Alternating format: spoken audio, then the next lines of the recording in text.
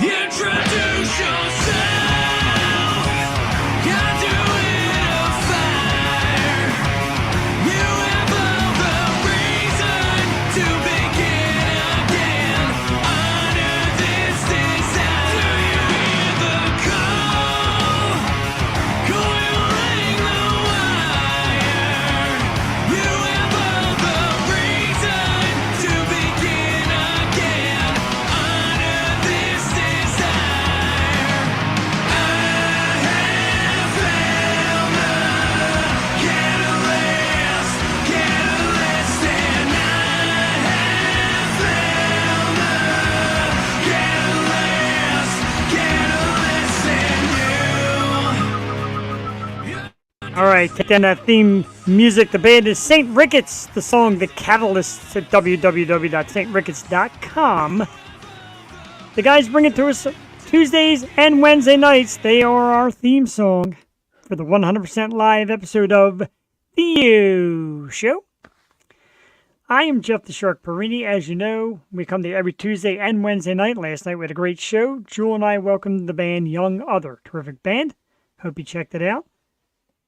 And tonight, something even better. A first for me, if you will, because I've got a co-host all the way from New Zealand.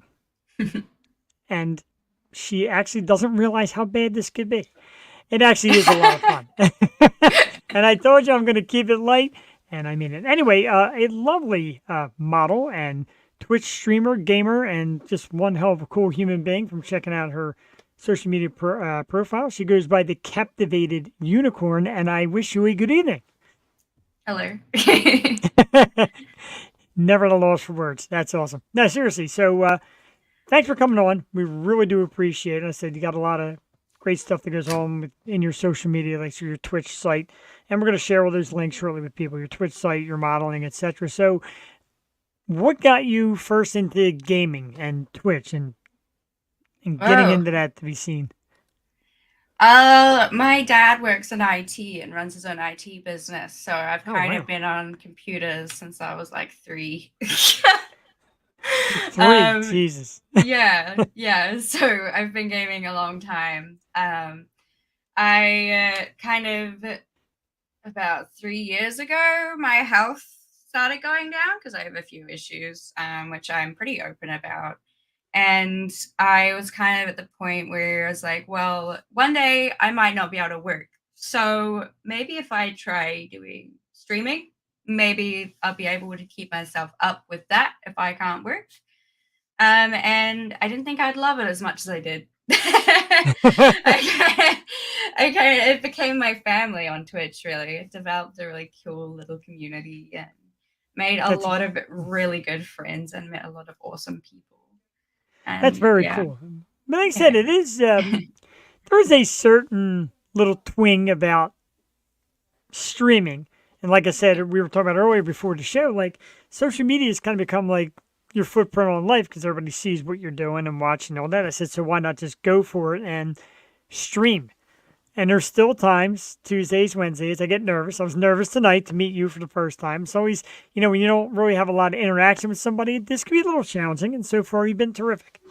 Yeah, thank you. You've been awesome, too. You've been very welcoming, and I really appreciate it. Thank you. It's my pleasure. It's definitely what we're after here. And people are like, they count the views, they count the dollars. We don't do any of that. I really could care less. This is my hobby. I could be out doing a million worse things.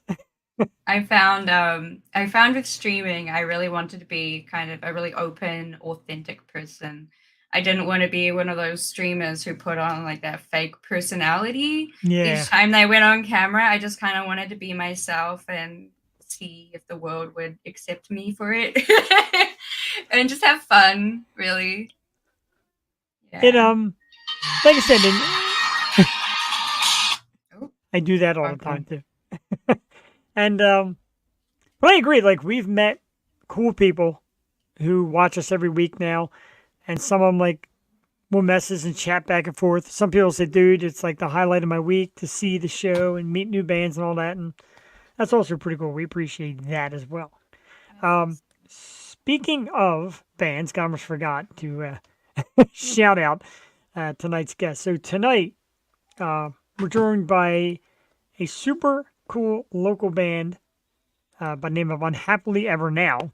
Very excited for that. They'll be here around 8:30. We're going to play a song from them shortly. Phoenixville, PA's own Unhappily Ever Now. You excited? Yeah. Yeah, for Excellent. sure.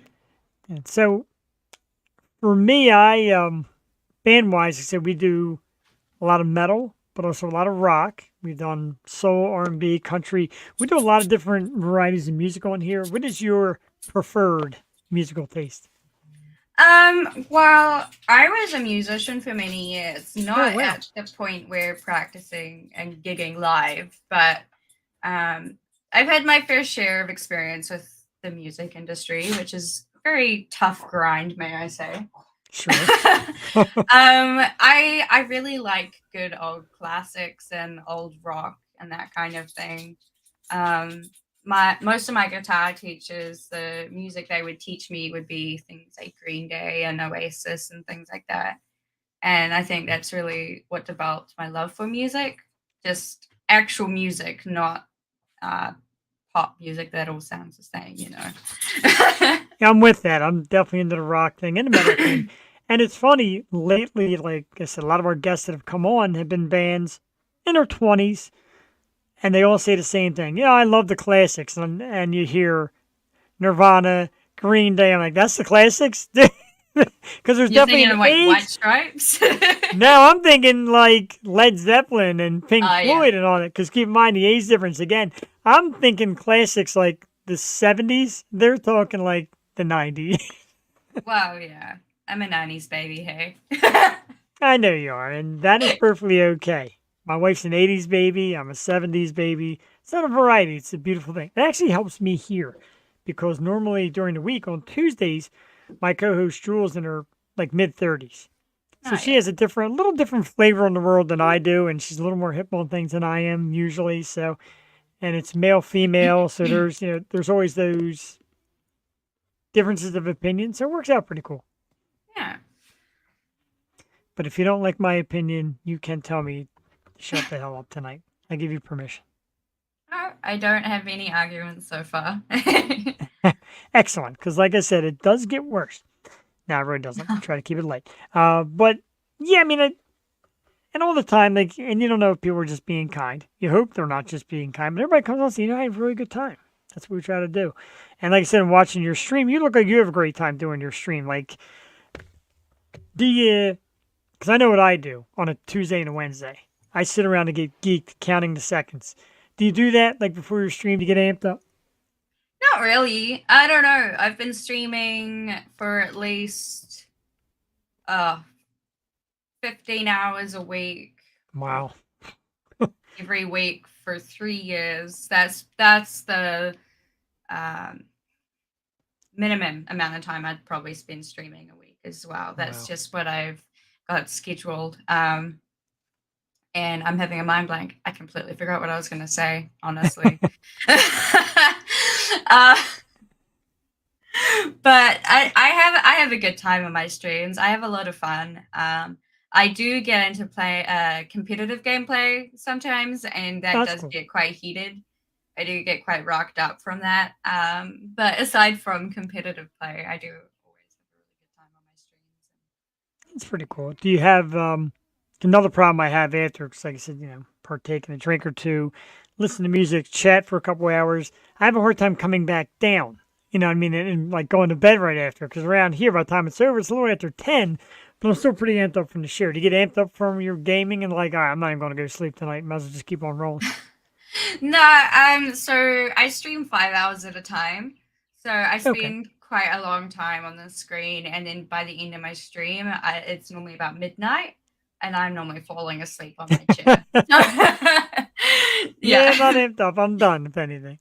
Yeah. But I guess in a way, and not to shed a bad light on, but it's like you said, it's kind of become work. Like you're striving to get somewhere else through. So it does become a job. And even though we're all sitting there rooting along and watching you play and hooting and hollering for you, you're also working and grinding. So Yeah.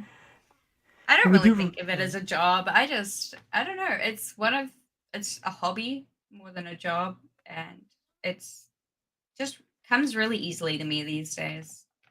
That's cool. I wish it would here. I mean, it's definitely gotten better. It used to be, and every time I ask somebody if they want to guest co-host, I usually send them the YouTube channel to watch some of the past episodes. And I'm thinking to myself, I hope she doesn't go back too far because some of them are really bad. At the beginning, we had like these cheesy little headsets with a built-in mic, and they were terrible, and we sounded terrible, Oh wow. and there was no sound card, and everything was just awful. JD Wolf in the house, one of our absolute loyals. Good evening, dude. Want you to meet the Captivated Unicorn. She's super cool. But like I said, we get some great people to come in now. Sometimes the comment section blows up. Sometimes they just kind of linger, but that's all cool. We like lurkers. We do like lurkers. We absolutely do. JD's cool. I met him through a band out this way, and he was a fan of theirs. They came on the show, and he's like, you know what? I like this. I watch it every week. And so a few people do that. We greatly appreciate it. New people. Love loyal Right. viewers are the best. Absolutely. And like I said, we'll chat about things and ideas, and he'll send me band recommendations and all that. So we appreciate it. We really do. It's cool. What I always ask a question, and then I get yelled at by my co-host. Oh. What is the weirdest thing that has happened to you yet? Like on stream or On stream? Yeah, definitely on stream. Your personal life, we can't go there.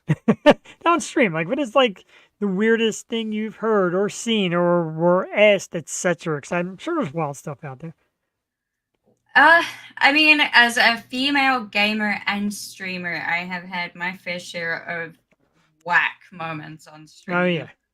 I don't know what I'd really class as weird, to be honest. It's all part of the content, really. All right. A lot of the funny things that happens more is I like to plug my Twitch when I'm streaming after every game I play, because I play a lot of Overwatch. And a lot of the time the other team will come into my comment section and start trying to harass me and like bully me. But I don't really get bothered by that. I just kind of laugh at them, and I'm like, thank you for the views. Like, right. You're just pumping my stats up. I appreciate it. The funniest probably thing that's happened in a while is I had someone just trying to, I don't know, upset me in my chat. Just being a real, potty mouth in my chat. And one of the people I was gaming with gifted them a sub on my channel. Now that is actually pretty good. That's the kind of friends you need. So to find you on Twitch, it basically is just the Captivated Unicorn, correct? Yeah, it's exactly Captivated Unicorn. Okay. I believe JD, it's all one word. I'll just double check that though, because I don't remember my own Twitch. Yes, it's all one word. Okay. No, yeah, I meant to run everything down the bottom of the way to Captivated Unicorn, of course, on Twitch, Instagram, Facebook, Tumblr, and YouTube. Yeah, and I neglect YouTube though. So do I. No, I love YouTube. www.bellmodels.co.nz/Brittany C. Well, Hello, Kev. Hi, Kev. Thanks for stopping in, and I'm excited that people from that way check it out. I'm excited to kind of make the crossover, even though the time thing is ridiculous. Like, I totally forget. It's right there. It's like almost like time to go to bed here. He's going to give you a follow too. JT's, like I said, JD's a great support system. He gets into everything. He's very cool, and he loves what we do here. So, I guess so you're gonna go with bullying as being the worst thing that's happened to you. The worst, I guess. I don't know.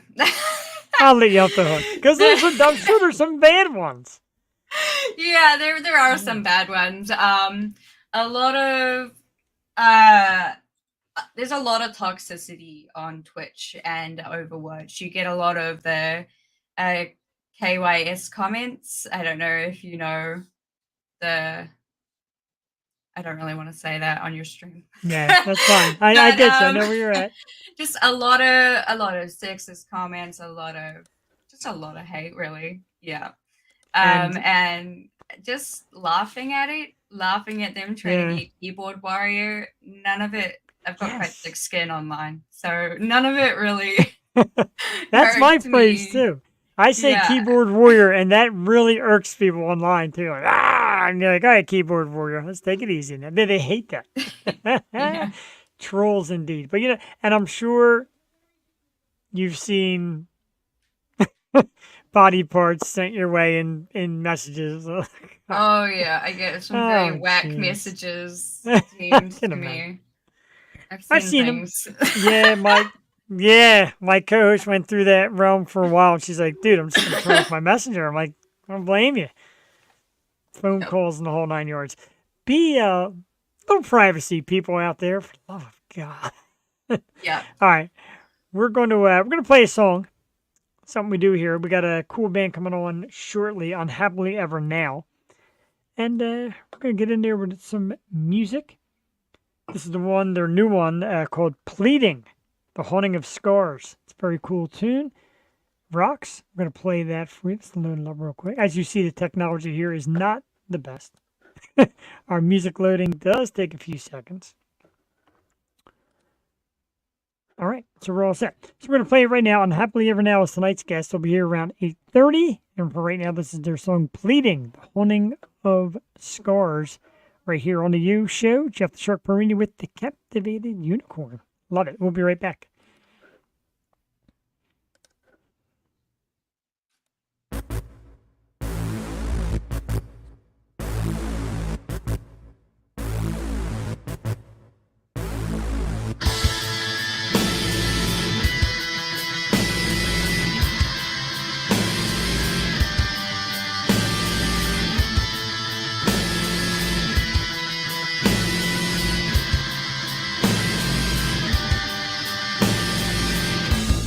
Should I be so grateful to make it this far?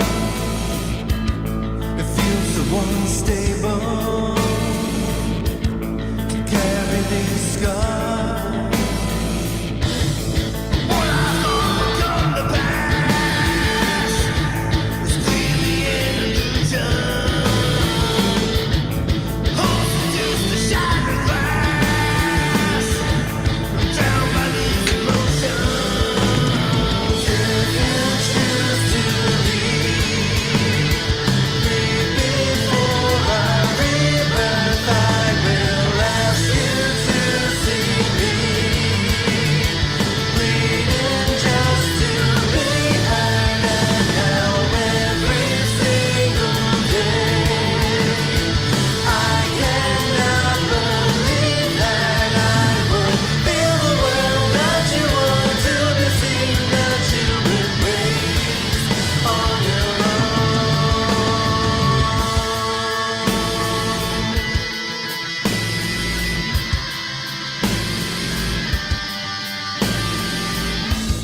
If I could understand this, I would find a way. I'm broken by the madness that's haunting me today.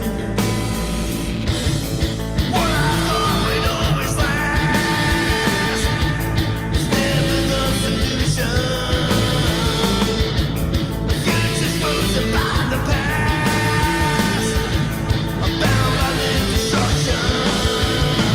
If you choose to leave before I rebirth, I will ask you to see me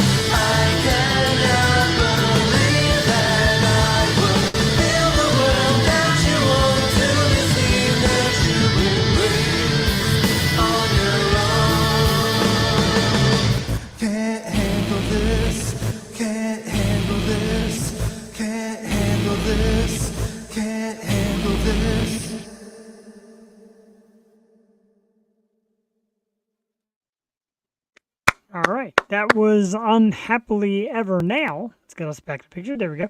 Unhappily Ever Now, tonight's guest with Pleading, The Haunting of Scars. They'll be with us in about 8 minutes. Got the message. They said everything looks good, checks good, and they should be here shortly. Miss Captivated Unicorn.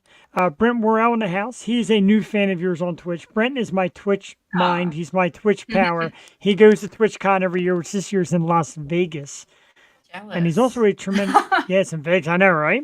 Take a trip to the U.S. And he's also our awesome photographer, great friend. He's awesome, kind of became a member of our team, if you will. That's awesome. Yeah, it's very cool. Did Happily Ever Now, did they write that song or was that a cover? So they do some covers. They did a cover of that one is, I believe, Stabbing Westward. They do cover a lot of bands, but they put their own little spin on it, and I think it's pretty cool. I enjoyed it. I like it a lot. I like music like that. It's I a little really bit of liked everywhere. that song. Yeah, it was cool. Very good. I'm excited to have them. And for a while, they kept saying, hey, when can we get on? And not for nothing. I'm not trying to act like I'm great at what I do, but I usually book like 2 to 3 months in advance and make sure we have guests lined up so you're not scrambling. And works out good. I finally found a space, got them in. Now, you, on the other hand, a massive thank you, because we talked about it for like 2 days, and I'm like, oh, by the way, are we doing this like tomorrow? And you're like, you didn't want to? Like, we miscommunicated there a little bit. Like, I was anxious, Gabe. Some people were like, oh, give me a couple weeks to get ready or etc. And you were like, you jumped right on. That was very cool. Yeah, no, I go where life takes me. There you go. I like you, that. JD. JD's good. Like I say, he's a good support system. And lots we do here ends up saving and fanning the bands, fanning yours now. And maybe he'll send you a raid. Do something good, JD. Send a raid. Send something. We love having new people.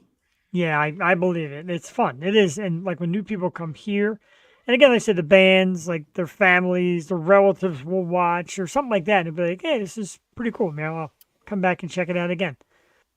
And like and subscribe on YouTube. And follow on Twitch. Shameless plugs. Yeah, I shamelessly plug all the time. You're allowed to here. This is kind of also part of the forum. Like, get people to meet you and say, why would I watch her? Well, she seems pretty cool. It's got the hair. Put Jeff in his place. Everything. You sell yourself. Yeah, I try to be a very welcoming person as well. I try to accept everybody. I have a lot of people in my community that are in like the LGBTQ plus Sure. area as well, and I try to accept everybody, except those who have nothing but hate to give. They're not exactly. Right, they are not welcome, and that's not even a cute. You're not welcome. I feel the wrath in her. She does smile at it, but I can feel the wrath in her. Yeah, no hate, welcome. I get it, and that's the message we like to do here. And our show, we've had several gay musicians come on, and they're great, and they're fun, and their stories are awesome. And a lot of them have the same opinion. Like, look, this is what I am. I'm here to support everybody, a community, and to play music. And it's great. I love it. Yeah. All the support Talent, to give. welcome. We have, we take on any type of great talent. And that's why you're sitting here with us tonight. But now you're, sure. And now you're family. We always say that, like once somebody is Yosho, you become like Yosho family. So we support. That's awesome. There's my awesome coworker, Jocelyn Gallagher, with 4 hearts.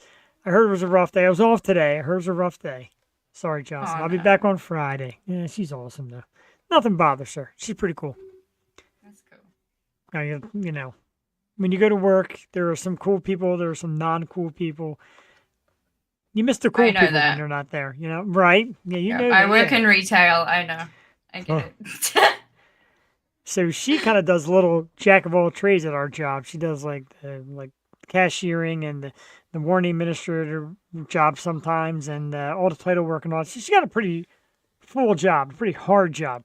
So I give her a lot of credit. She's pretty tough though. There's always a rough day without you there. Well, thank you. See, like I said, what you get here is what you get mostly at work. I'm this way 24/7. That's pretty cool.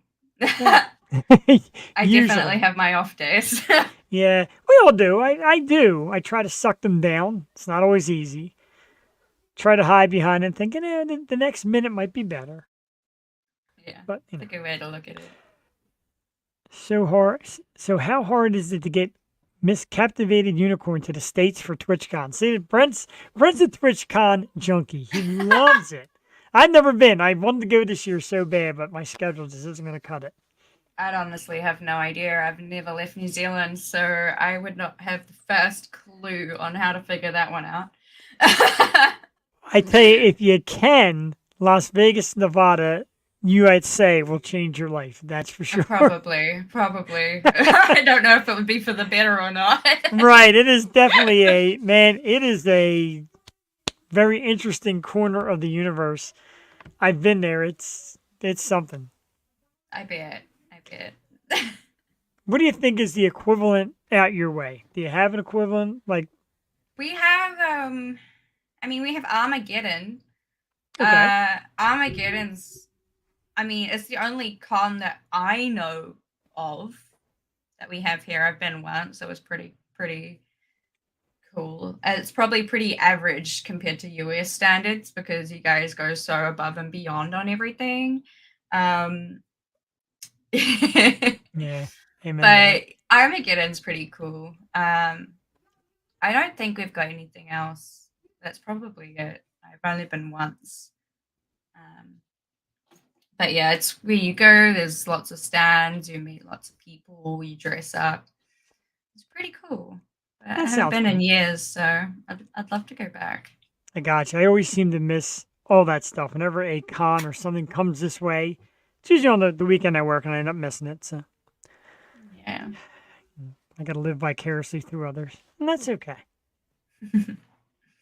So with I'm sure like you talk about things that stand out. I'm sure a lot of people are into the blue hair, the long blue hair. It's very cool. But also this, and you showed me this today. This is kind of like your brand, if you will. Yeah, that's my logo. Oh man, that's pretty awesome. I love that, and I like the. It's got like a Beauty and the Beast in one kind of picture, like the Beauty of the Unicorn. Yeah. And the scariness. I dig it. Where'd you find that? Did you create that yourself? Somebody create it for you? So I don't know if you can see, but I have a tattoo of the unicorn on my arm. It's a more zombie kind of like vibe to it, more skeleton vibe to it.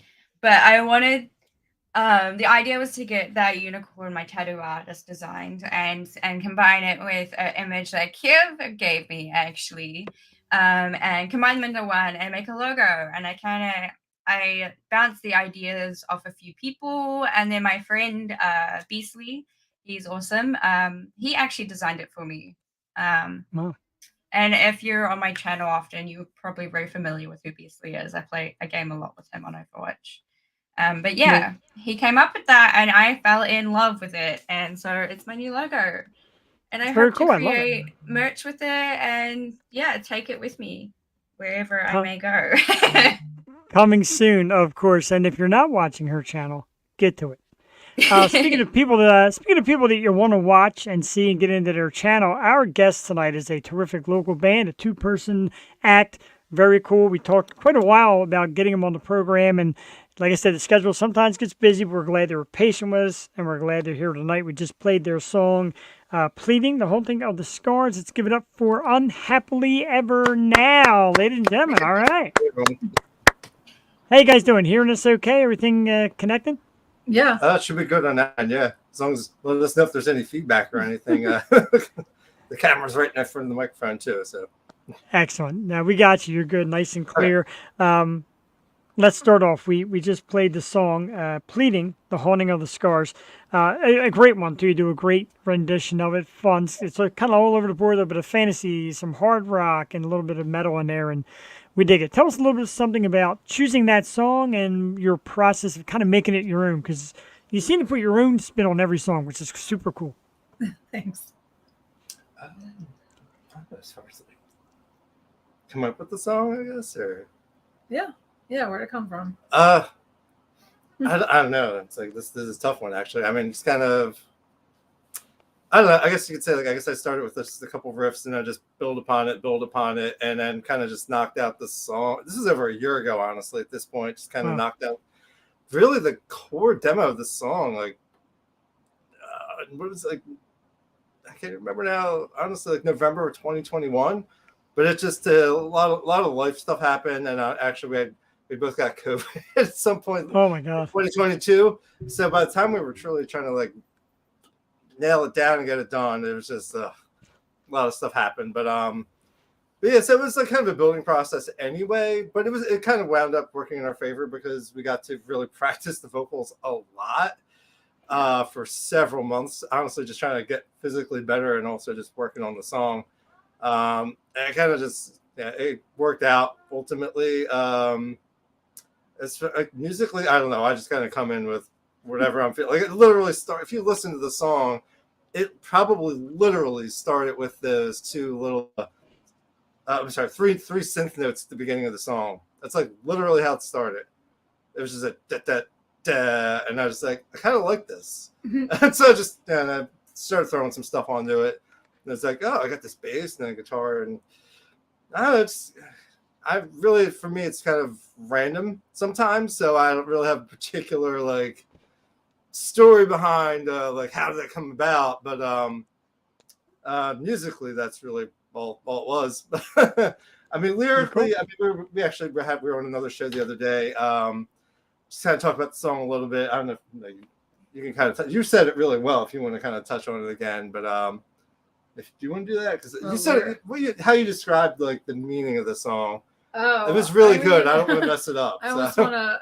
I guess it just almost feels like a stuck moment in time. That has to do with past relationships that you're trying to move forward from, but there's a lot of trauma involved and a lot of pain involved, and it was really just kind of a reflection on the pain and angst around kind of seeing the person, the people that you used to love, basically kind of moving on with your life. And it's like bittersweet because you're also moving on, but it still sometimes hurts to see the world going on, their world specifically going on without you, even though you don't want to be in it. So it's like a double-edged sword for sure. And I remember when you were playing that keyboard line upstairs, I think I was just down here on the couch and I'm hearing the guitars and stuff, and I just started getting like melody ideas and some lyric ideas in my head. And when you kind of got stuck, I was like, I got a chorus, I think. Let me just like let me have at it. And then I just kind of continued to build from there, really.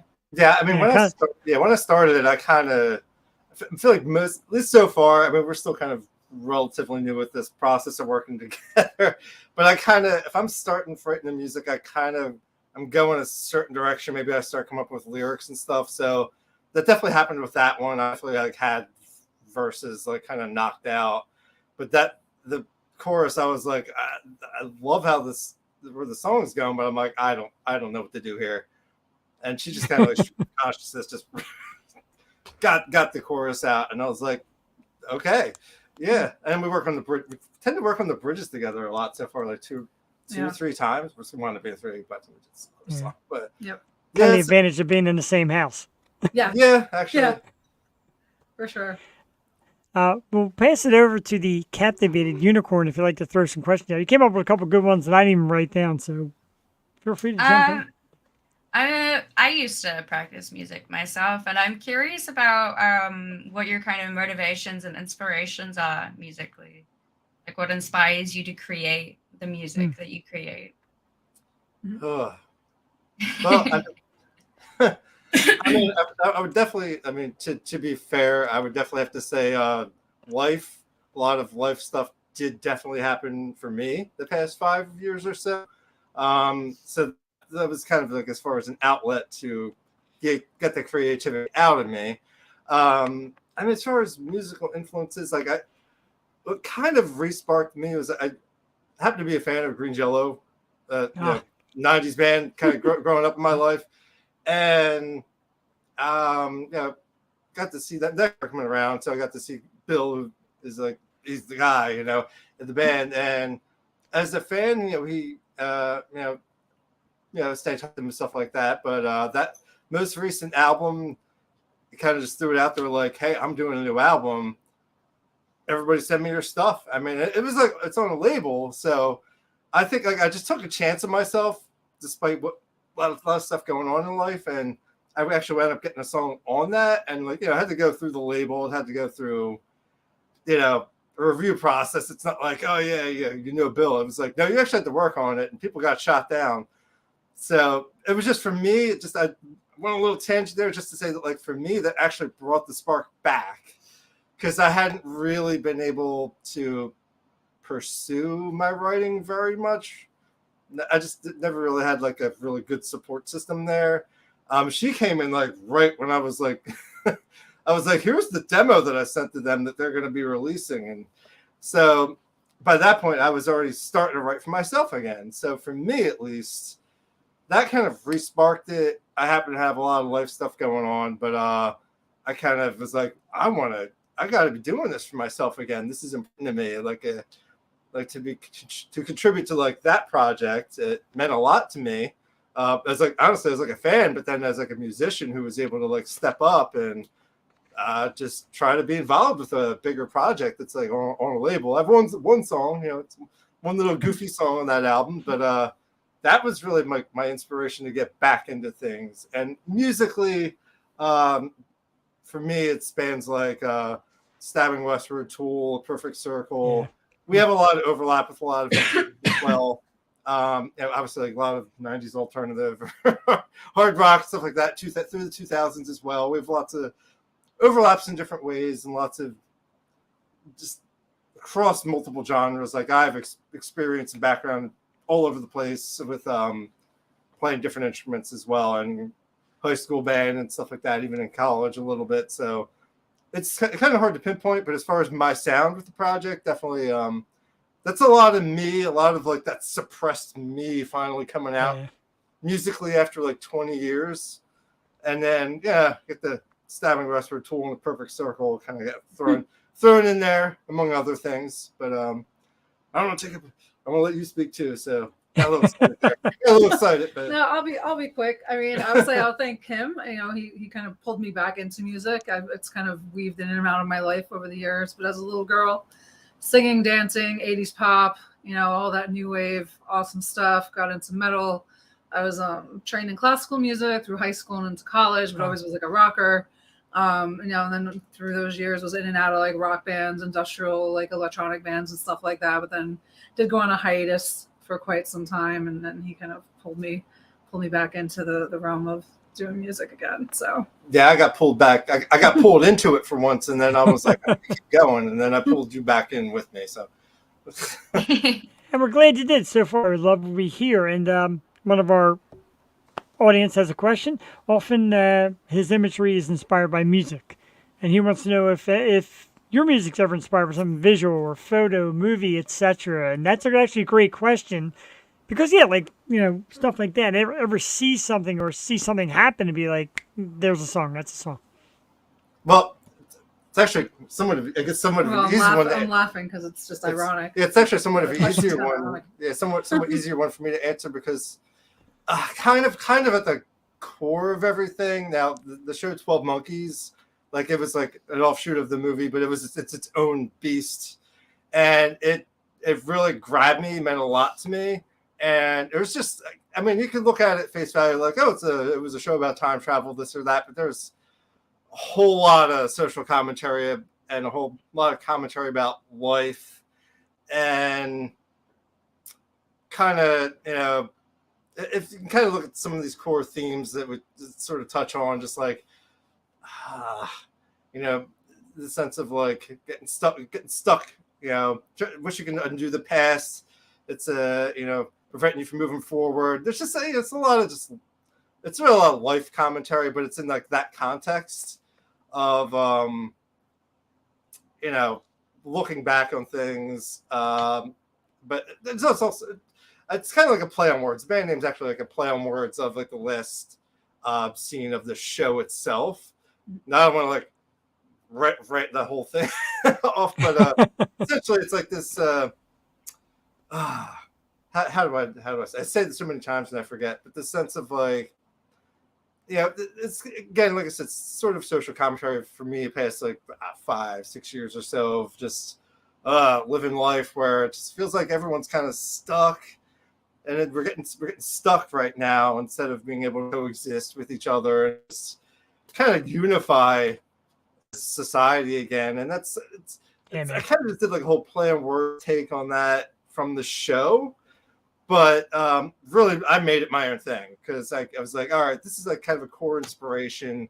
You got this time, like time or timelessness, and moving on from relationships or experiences, and you're feeling stuck in those emotions. And I mean, you could watch the show and you just see like hundreds of scenes where there's like perfect quotes that tie to like that experience that we all have, and it's just at the core of the band, it's that, and then it's just that's just like as far as like maybe the themes.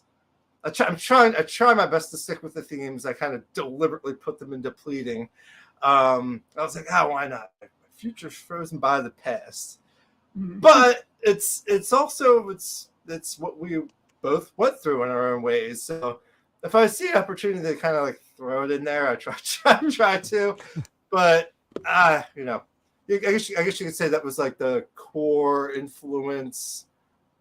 Like actually, there's like a television show that I pulled in with my musical influences, and I was like, I'm gonna just use these to write about life.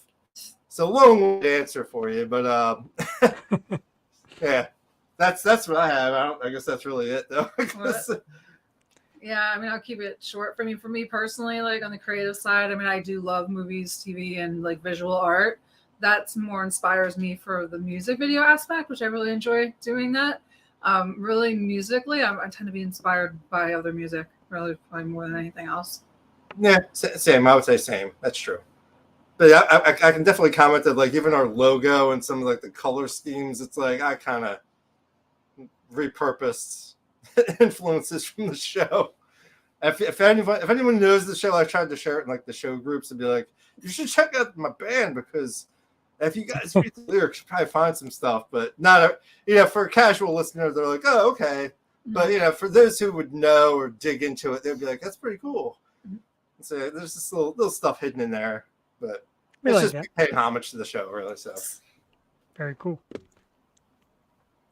I have a question, if that is okay with you, Jeff. Oh, absolutely. I did that pause. I like you. Feel free to jump in. And...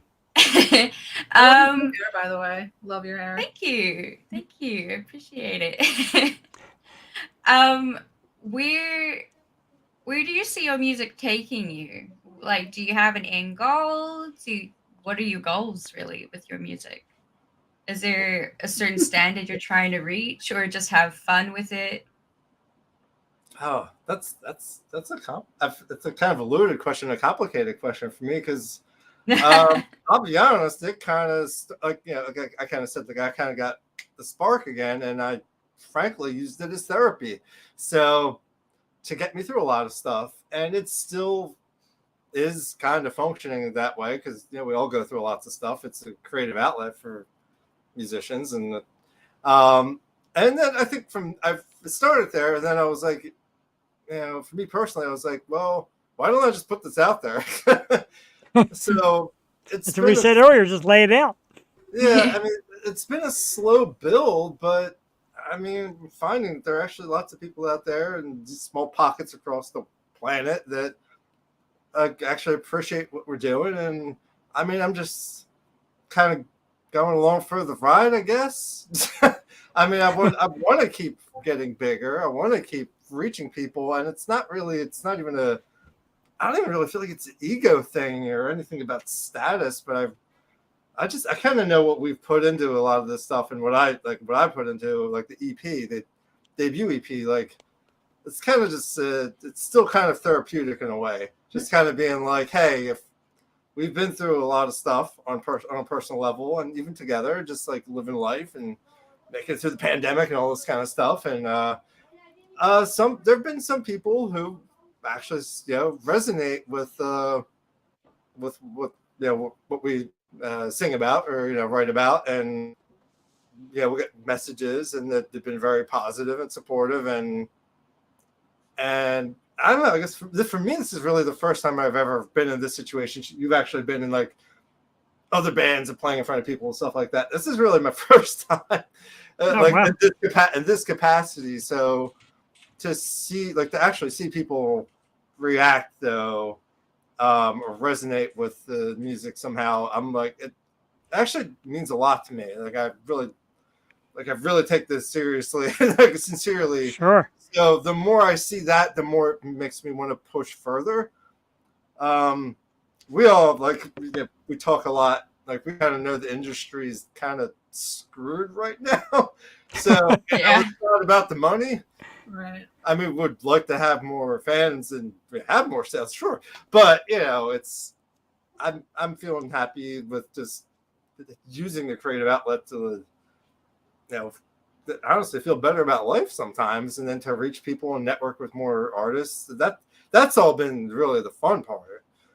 And they can get into like sometimes the recording, mixing and stuff kind of sucks. Like creating that's the work end, right? the work part of it sucks, but the creation process, when we could actually just kind of like just get stuff out, and the times you were like, oh, let me just go record this idea, and I'm like, that's awesome, and just kept it like right away. That's all, been the fun stuff that at least for me makes me want to just keep going. At least, I mean, I don't know where this is heading. We're trying to build a network and stuff like that, but you kind of have to be in front of the right people for something special to happen. I mean, hey, you never know. Like I said, it's why we all do what we do, and you never know who watches. I would say, like, every day, everybody you meet, it's an audition. Like, this is how I'm going to be, and you hope you find the right people that like it. That's how it worked with our guest co-host. I saw her social media stuff. I'm like, very cool. And then we got her here. And you guys, when we kind of linked up, I linked up with Noelle first, and just liked the message and liked the look of the band. She said, we'd like to come on the show. I'm like, yeah, why not? And happy you did, because we just love it. We're in it for the community. Like I said, there's a lot of people out there singing, a lot of people out there gaming, a lot of people out there podcasting, but make a community of it. Bounce ideas off other people, collaborate, etc. Great outlook. If that's okay, I have one more question. One thing I didn't actually realize until maybe earlier this year on Twitch, a lot of people use Twitch to share their music. They live stream like karaoke nights, or they live stream writing music, things like that. Is that something you've ever considered as a way to reach like a whole different kind of audience? Or is that not really what you would like to approach?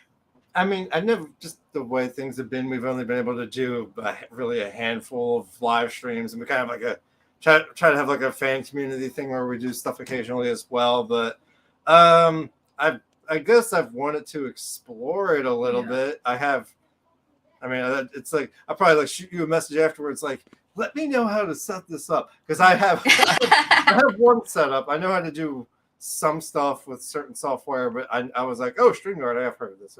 There's the different things, OBS, StreamYard. There's different places and different ways to do it. And the show we were just on is like Space Couch. Right. He's like streaming across platforms, and I'm like, I know that there's a way to do it. I just haven't. A lot of DJs even do it as well for their shows, especially the pandemic. And I just have to circle back to it. I mean, I was just talking to her, like, I would like to just do some live shows from here and really set it up nice, because doing the whole live show thing isn't always fun. I know that feeling. Too, that have pretty good setup. You probably know Jeff. The Boom Room is pretty cool. So we talk about definitely something there. But I already asked Captivated Unicorn. Twitch would be on our to-do list. It's just we've just been doing other things, really. But it's something that we should definitely circle back to for sure. You have an expert on your hands here. She's great at Twitch. I'm horrible at Twitch. She's great at Twitch. I look at her Twitch. I look at mine today. I'm like, oh boy, what a difference! But you never know. Like, you never know who's going to see you. And like I said, Twitch gets a great fan base, and we get our reviews from there too. We enjoy it. We try every outlet because it's important. You mentioned pandemic, and we kind of came to this format. We were audio before, and then we got the studio. We lasted a month, and then pandemic came, so no studio, no going out. And an awesome person in this business, Jimmy Starr, is an excellent podcast, said, hey, try StreamYard. You can look at your guests, they can look at you, it goes right through the computer, and it's been great. I think it's so much better than audio to be able to all kind of see each other and get more of a feel for it. And like I said, like the live streams, even playing from home, I think that's kind of cool though, but I understand it's got to be worked because, again, you're going on the streams and people are going to be watching you. Are there ever moments where you're trying to set yourself up and one of the two is just like, nah, it's not, you're wrong, I'm wrong, it's not happening? Do you ever have those kind of conflict of moments? What, for a live show, you mean? Yeah, live show or even just rehearsing, like sometimes. Oh, Just like, I man. would say I suck more with rehearsing sometimes, or just because I have a full-time, pretty intense day gig. So if it's after work or whatever, I could be cranky and tired, or just not on my game. Or honestly, I've just exhaustion just makes me kind of off, a little bit rhythmically or breath-wise or whatever it may be, because singing is physical. It's a body instrument, so like you gotta be on your game to really do it. So I do better on the weekends usually when I'm like well rested. But I felt like after the first live show where it was like a lot of excessive planning and nervousness on my part, I think we've been okay since. And if anything, some things happened, it's like, well, okay, well, I'm gonna be really lax now because I may as well chill out because it was, like there's more important things to worry about. I'd say mostly if anything, it's like rehearsals because it could just be tough. It's it's tough to even if we're all on the same page, if like we're gonna do this, it's still like your mood can change in a half an hour if you're just like I'm feeling tired now, or like and like it's funny because like I have like the music ingrained in me because I played it thousands of times from like the recording process up through now, and like I mess stuff up too, and I'm just like whatever. As long as it's not live, but even then it's like if you can't hear yourself or something, it happens live. That was something we learned right away. It's like I wish we could hear each other a little bit better, but it's also good to see the benefit of all the intense practicing we do though, because I've been saying like we need muscle memory, and there have been times where it's like I cannot hear what I'm playing, but I know what I'm playing, so we can even the harmonies like on the pleading, for example, and I actually worked in some new ones that are not on the recordings of the EP. So we have like new harmonies and we just have to ingrain it. So even if we can't hear ourselves, or if we have to like in front of a bad monitor or something, that we just know what we're doing. So although we can have that frustration, it tends to pay off. And I think for a show we try to bring our A game no matter what. I mean, I think once we are like there at the venue and like ready to go on stage, I think we're there. Yeah, and it's been improving more and more too. Yeah. Also, it's like the more challenges they get thrown at us, the better we're doing. So I'm like, all right. Yeah, you never know. It might be 1 billion degrees on stage, torrential downpours outside, loading your gear. The stage is this freaking small. Like I just don't know. Face sometimes. And we've been practicing. So, we've been practicing in a little crammed corner of the bedroom, frankly, the past month. And I just said, we got to just keep doing that because it's actually the size we're getting half the time. Sometimes. It's just everyone else's gear is on stage or there's like cabinets and stuff or drum sets. And it's like, let's just turn off the air conditioning and practice in this 8-foot square spot and we're good. And, I don't know how the scene is. I don't know how the scene is in New Zealand where you are. Speaking to Captivated Unicorn.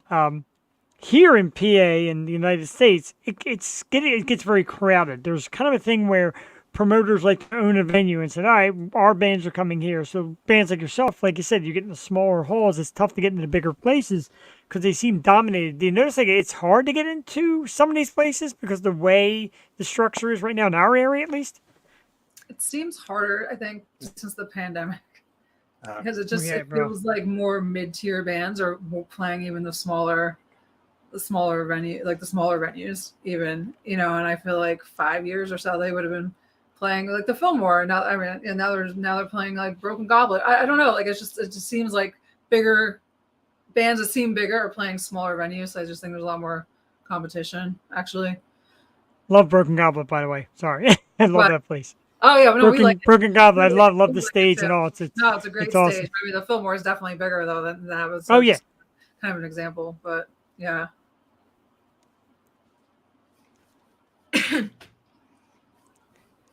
You're up. Go ahead. I have nothing going on in my head right now. It happens. It is it's a little bit of the fear of the first time. But speaking of, like, we want to talk about local.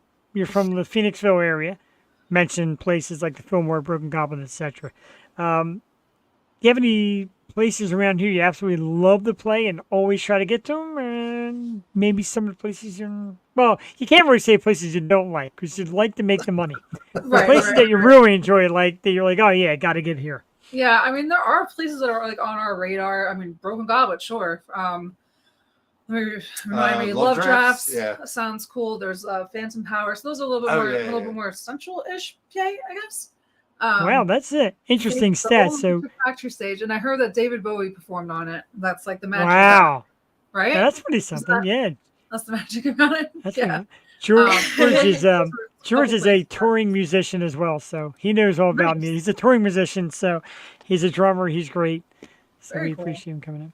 But yeah, those were a few that come to mind. Yeah, I don't know. I mean, it's like I know of all the places. It's like it's kind of new for me to be like playing. Like the last time I played on a stage was in like high school, so I'm like, wow. What did you play some more cool venues in PA?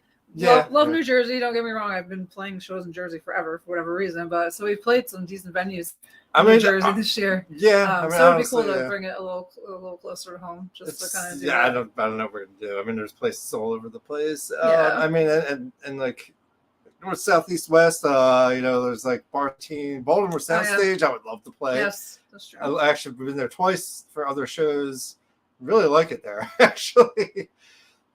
Yeah. So I don't know. There's just places all over though. I mean, there's even like Reverb, I think, in Reading, and just like you could pick. Yeah, You can pick all sorts of places from like dive bars up to mid-size. Reverb. The Gem is awesome. The Gem's a great place as well. I It's just place so out. short I of Gem. was reading like the sound. What was that? The sound. Like what was the place that closed over in Phoenixville? Soundbank. We never got to Soundbank. go. We never got to go there, but apparently they're running music stuff. It seems like over at the Gem, so we've been wanting to check it out. Yeah, it's pretty cool. It's a great place, and that's what we need. More spots, more opportunities. There's a lot of people that we try to push it to. Like I said, we just got accepted on Roku TV and Fire TV, so we're going to put more out there and be in touch with you guys again to to get some music played and get some videos played. And we had a great time tonight. We absolutely thank you for coming on. I know it took a little bit of time to get us on. But you were very patient with us, and we love you for it. And you can find Unhappily Ever Now on Facebook on our Facebook page, Unhappily Ever Now. Instagram, it's all lowercase, Unhappily Ever Now. YouTube, Apple Music, Spotify. Check out the new stuff right now from Unhappily Ever Now. It kind of rocks. We played it earlier. I love it. I think it's, like I said, a little fantasy meets rock, meets fun.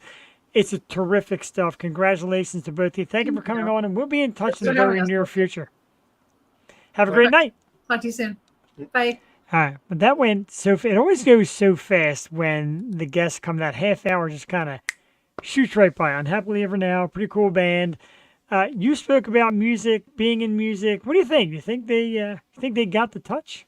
I like what I heard. Yeah, I really like their music. I gave them a subscribe on their YouTube channel while you were asking some questions there.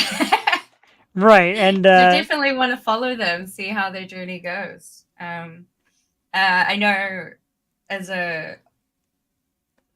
getting it into the music industry is really hard. So the more support you can get and the more networking you can do, the better. So I'd love to give them that subscribe and help them along on their journey a little bit. They're pretty cool people.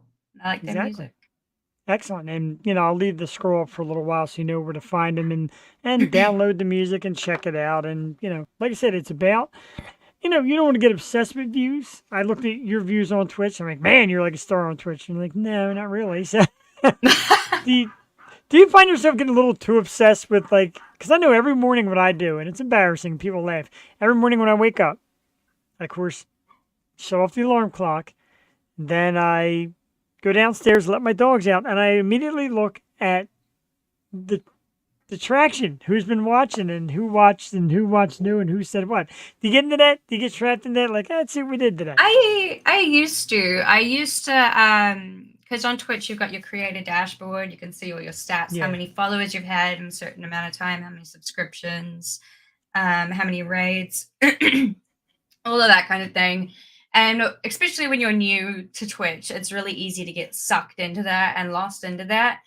But I found obsessing over it and focusing it actually brought me down. I was focusing on it too much, so I couldn't, like, if I had 10 viewers watching my stream and I lost 2, I went down to 8 viewers, I would spend the next 10 minutes trying to figure out why they stopped watching. Okay, all right. Yeah, I'm feeling this to death right now. I really am. Yeah. And I can't remember what happened, but something, I think I broke up with an ex and I moved out, and I kind of started looking at it completely differently. It went from just being a hobby to something maybe that will keep me afloat if I can't work. It became more of a family to me. It became a community, and it became fun. And I almost never look at my stats now, and I feel like my growth's been better since. I feel like the less I focus on my growth and my stats, the better I've been doing, because I've been more relaxed on stream. I haven't been so worried about it. Yeah. But everyone's sense. different. And some people do really well because they are listening to their statistics and all that. But yeah. It's true. And I try to look at mine, and basically what I get is an age group of like 21 to 54, which is great. But it's like 80% male. Like, do I repulse women that much?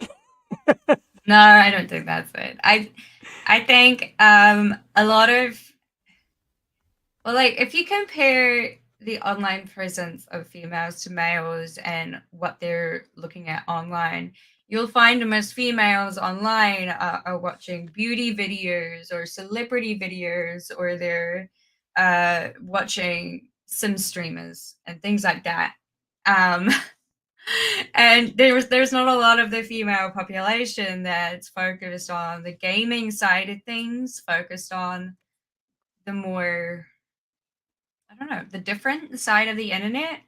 I say that I grew up with guys. I don't have a lot to do with a lot of females, like in my like in real life. I don't have a lot of female friends, and my one best friend, I see her once in a blue moon. I mean, so I don't think your lack of female views is surprising. I think if you had an equal amount to male and females, I would be surprised, just because girls don't tend to look at this kind of thing on the internet. It's not Maybe, normally, but yeah. But look at this face. Look at this beard.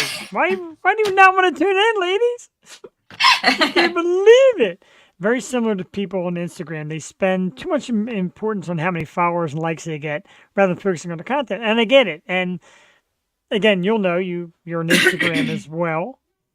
I'm very lazy on my Instagram. I'm not lazy. I'm just not very good with that either. I'm like lacking my. I need somebody to walk me through the true nuances of social media. But on Instagram, it's a lot about your boobs and your butt, ladies. I see that a lot on Instagram. Very little about what's going on up here. Yeah, yeah. It's very superficial Instagram. Very superficial. It can be, and that's cool. Like, if you got it, hey, I'm all for it. I don't blame you. Like I said again, this face, I love putting in pictures because, I mean, look at it. No, seriously. But that's why I like the gaming. I like, to watch. And like you said, like, there's a lot of sexist comments. Women are good at gaming. My wife can beat my ass in about 80% of the games that we play. So that's why I play sports games, because she's not good at those. Sports games you would find are probably more played by the male population as well. Yes. It's like I see a lot of divide, especially on Overwatch, with the males to the females. And it's really interesting as well, because it depends on the time of day that you're on. Like, I found a lot of girls, if they say something over the voice chat on Overwatch, all the guys freak out sometimes, like, oh my god, it's a girl. Like, it actually happens. It's freaking wild. I don't know why guys are so surprised at the presence of a female on a game. But sometimes the guys will actually look out for you and protect you a bit more in the game, or sometimes they'll test you and that they'll challenge you to see if you're good. And I think the most of my friends I've made through the game have been because they've treated me just like one of the guys. They haven't focused on the fact that I'm a female. I'm just Right. another person, and I like that. I think the divide between males and females online is it's real, but it shouldn't be. I agree. Do you notice? Try to word this right because it's a funny thought in my head. Do you notice, like, when men discover you're a female playing, do you notice they start to fall off playing for like a minute or two? Because they're checking out your profile while the game's going on. I'm a really unobservant person. I'll say that now.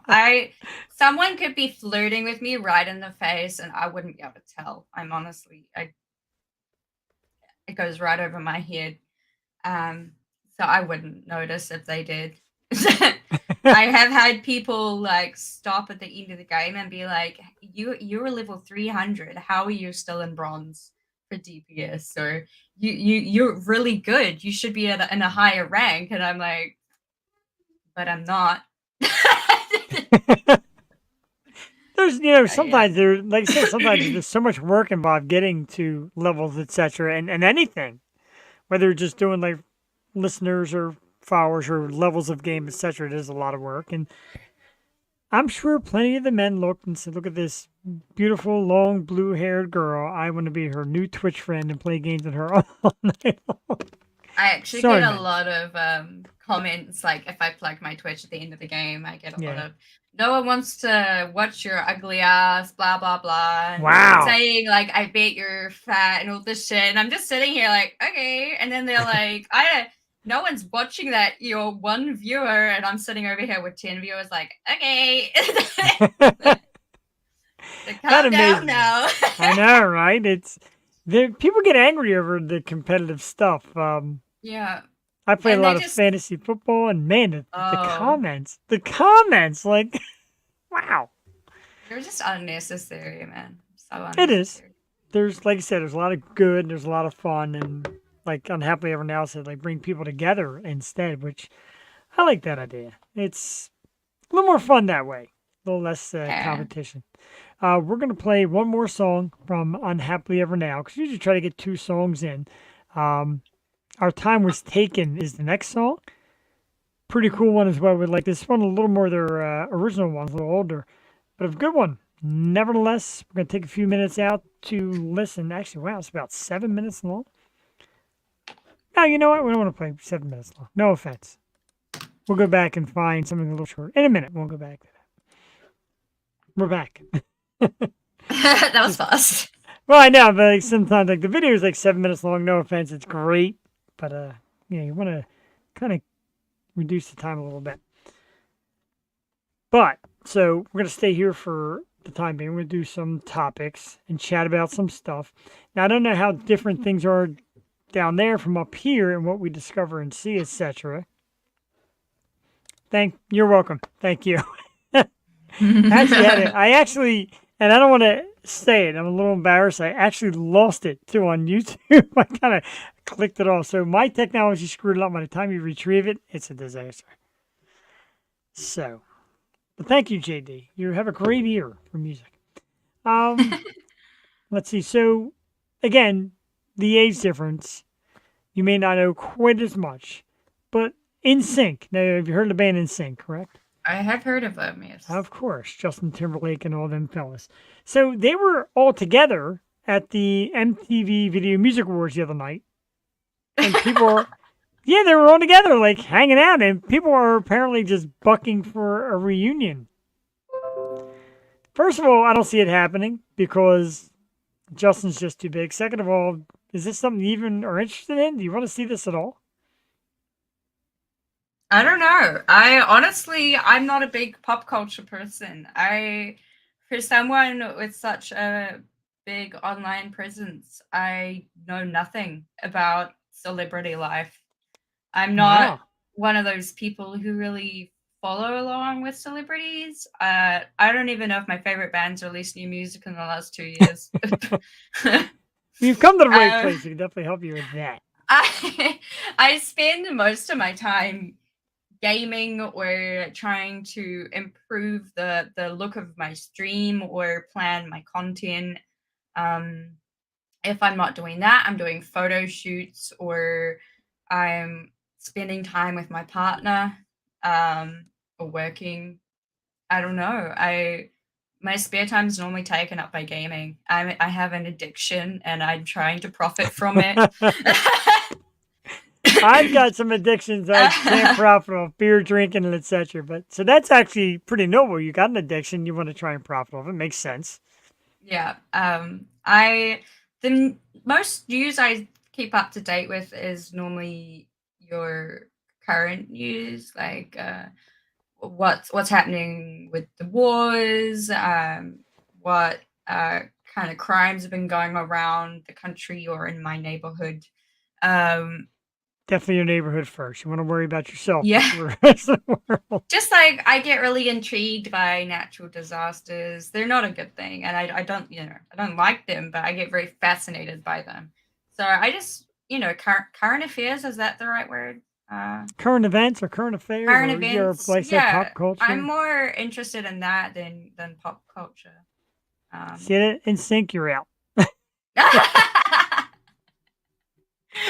The Captivated Unicorn will not be buying tickets to your reunion, if you even reunite. But I like that, don't I? Like, even the disclaimer of you're fascinated by natural disaster, not that you're a fan because they're tragic, but to watch nature work sometimes is really cool.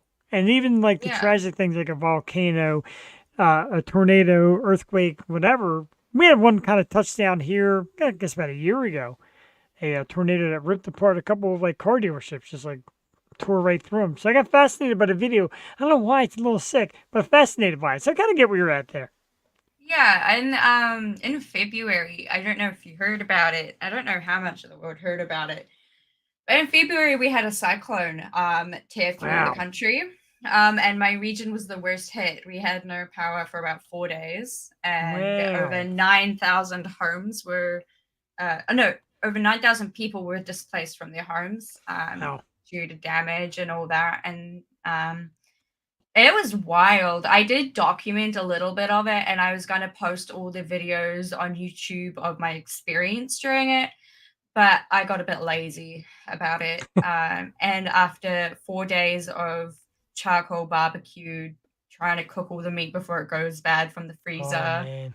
I was just over it. For the first 2 days, I was kind of having a good time. We were like, every day we'd go to our friend's house and we'd stay there as like a little survival group and just try and get the supplies we needed and try and stay positive. And that was kind of fun, but by day 4, we were all just so over it. I can imagine. And it's funny And when then they I talk. got COVID straight Oh, afterwards. Jesus. Oh, my God. February sucked, dude. Yeah, right?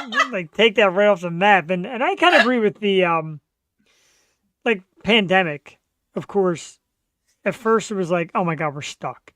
And then you started having fun with your friends that you could talk to or FaceTime and whoever you live with and hang out with. It kind of became fun. We became very popular here. We were getting blown up with views because, again, there was no touching. It was all within our own little window. But we were the only thing new. There was no new TV shows. There was no new nothing. So when we discovered a band who sometimes were cutting stuff from their own houses, it became really popular. It was cool. We had a lot of fun. So sometimes in the face of tragedy, people, I think it's kind of a coping mechanism to have fun with it at first. Yeah, definitely. I know when COVID first hit, the first lockdown, our lockdown went for a month. And I was studying a correspondence, so nothing changed for me. I just stayed at home studying the whole time, which sucked. You said more time to study. Everyone in the flat was just getting absolutely plastered every night, every day, having fun, getting up to no Guilty. good, and I was locked away in my little office studying away. Grinding. Yeah. But I definitely prefer choosing to stay at home. I don't like having to stay home.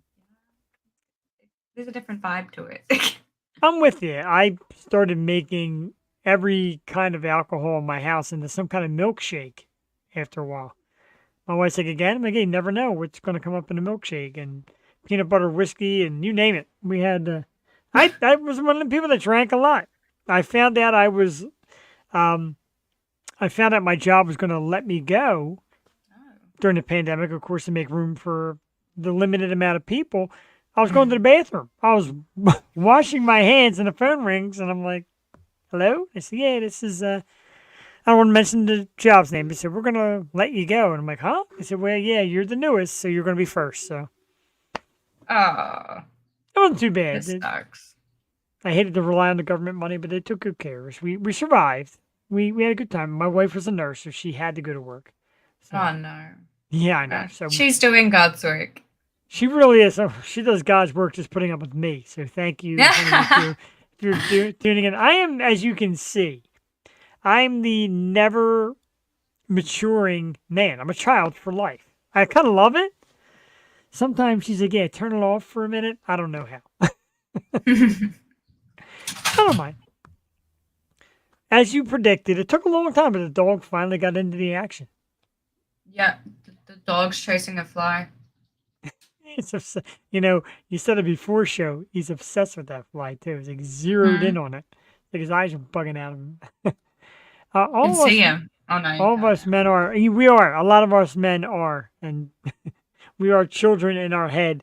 You've seen me in action. I am forever a child, guilty of it, and especially like when it comes to money and paying bills. Because who the hell really wants to do that? You leave it to the women, the smarter of the two sexes. Honey, please pay the bills while I sit downstairs, watch football, and drink myself ridiculously. You I don't know. Shenanigans. My boyfriend definitely wears the responsibility in our house. Really? Well, hey, Yeah. I'm still trying to figure out this whole adulting thing, I won't lie. sucks. I'm gonna warn you, it sucks. Yeah, I know, I've discovered that. Yep. I kind of have the key to it. The key to adulting is right here in these beautiful cans. You know, it's tough. There's different ways to cope. I like food. I like my beer. I like my sports. Kind of helps me cope. What helps you cope besides gaming? What are some of the things you go to for a little peace of mind? Animals. I've always been All big right. into animals. Yes. I wanted to be a canine behaviorist, but I'm not probably going to be able to achieve that. I rely a lot on my boyfriend. He gives me a lot of emotional support. He's a big comfort to me. I find more often than not, if I'm gaming and he's right next to me, I'm less likely to freak out at my game. I'm less likely to get tilted or stressed out. If he's not here, I feel a lot less grounded. So I think he's definitely got a big impact on that. I medicinally take THC oil as well. So when I'm desperate for a little bit of relief, that helps a lot. I'm sure it does. And, you know, we're all down with that in some way, shape, or form. Oh, yeah, my nicotine. I won't Yeah. forget my nicotine. Well, you know, you need vice. And like I said, Yeah. when I had my episode and was in the hospital, they said, I cut out this, cut out that, cut out this. I'm like, why live? Like, I'm, you know, Literally. going to take your medication. I'm going to try to take it a little easier on myself. And yeah, got to live a little bit. So I'm all for it. All that stuff I'm bothers me. supposed to be on a very strict diet, and do I follow that? Nope. I struggle a lot with my relationship with food, and so I figure, you know, if I'm gonna eat, I'm gonna eat what I want to eat. I'm not gonna follow That a agree. strict diet, because if I follow the strict diet, I'm probably not gonna eat, and I don't need to lose any weight. Right. No, I was going to say, like, I'm surprised you said it. I've seen your modeling photos, and I don't see where you need to lose weight. Me, on the other It's hand, not, yeah, know. it's a health thing, not a weight thing. But yeah, sure, makes sense. I just it's a diet I can't afford to follow financially or mentally, honestly. Great point. Don't you notice that trying to eat healthy costs twice as much as trying to eat regular? Literally.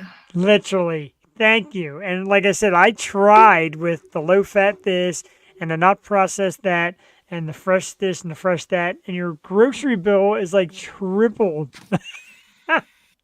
Yep. I'm just trying to smoke a J and get some Pop-Tarts. That's all I'm talking. You know what I mean? Hey, Boom Boom. You don't like Hey there. eating healthy, do you? He steals a lot of chocolate. He's very naughty.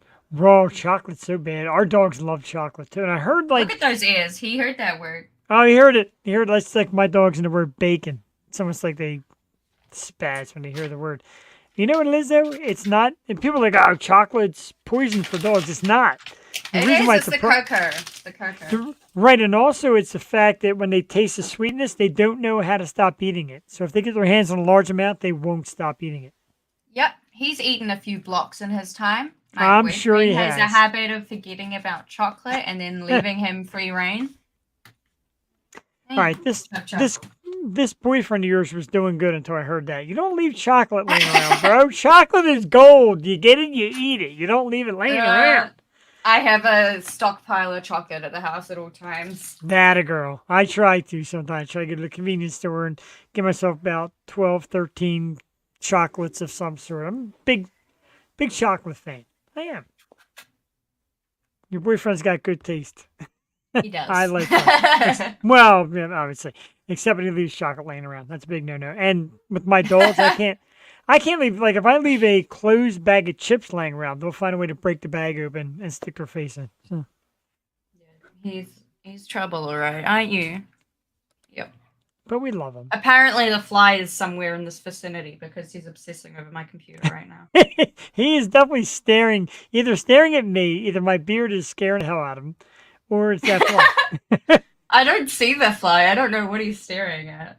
It's got to be me then. I have that effect on just about everybody. They're looking to see exactly what the hell it is. He sees this giant stormtrooper in the back. All my pop culture fun here. There's sports memorabilia here. And he's like, what has happened to mommy that she's stuck on the air with this crazy man? He's hyper fixated on something. He definitely is. It's kind of weird. You always want to read their mind and wonder what they're thinking, what they got going on. Are you talking to me now? What is it? The fly must be somewhere. I can't see it.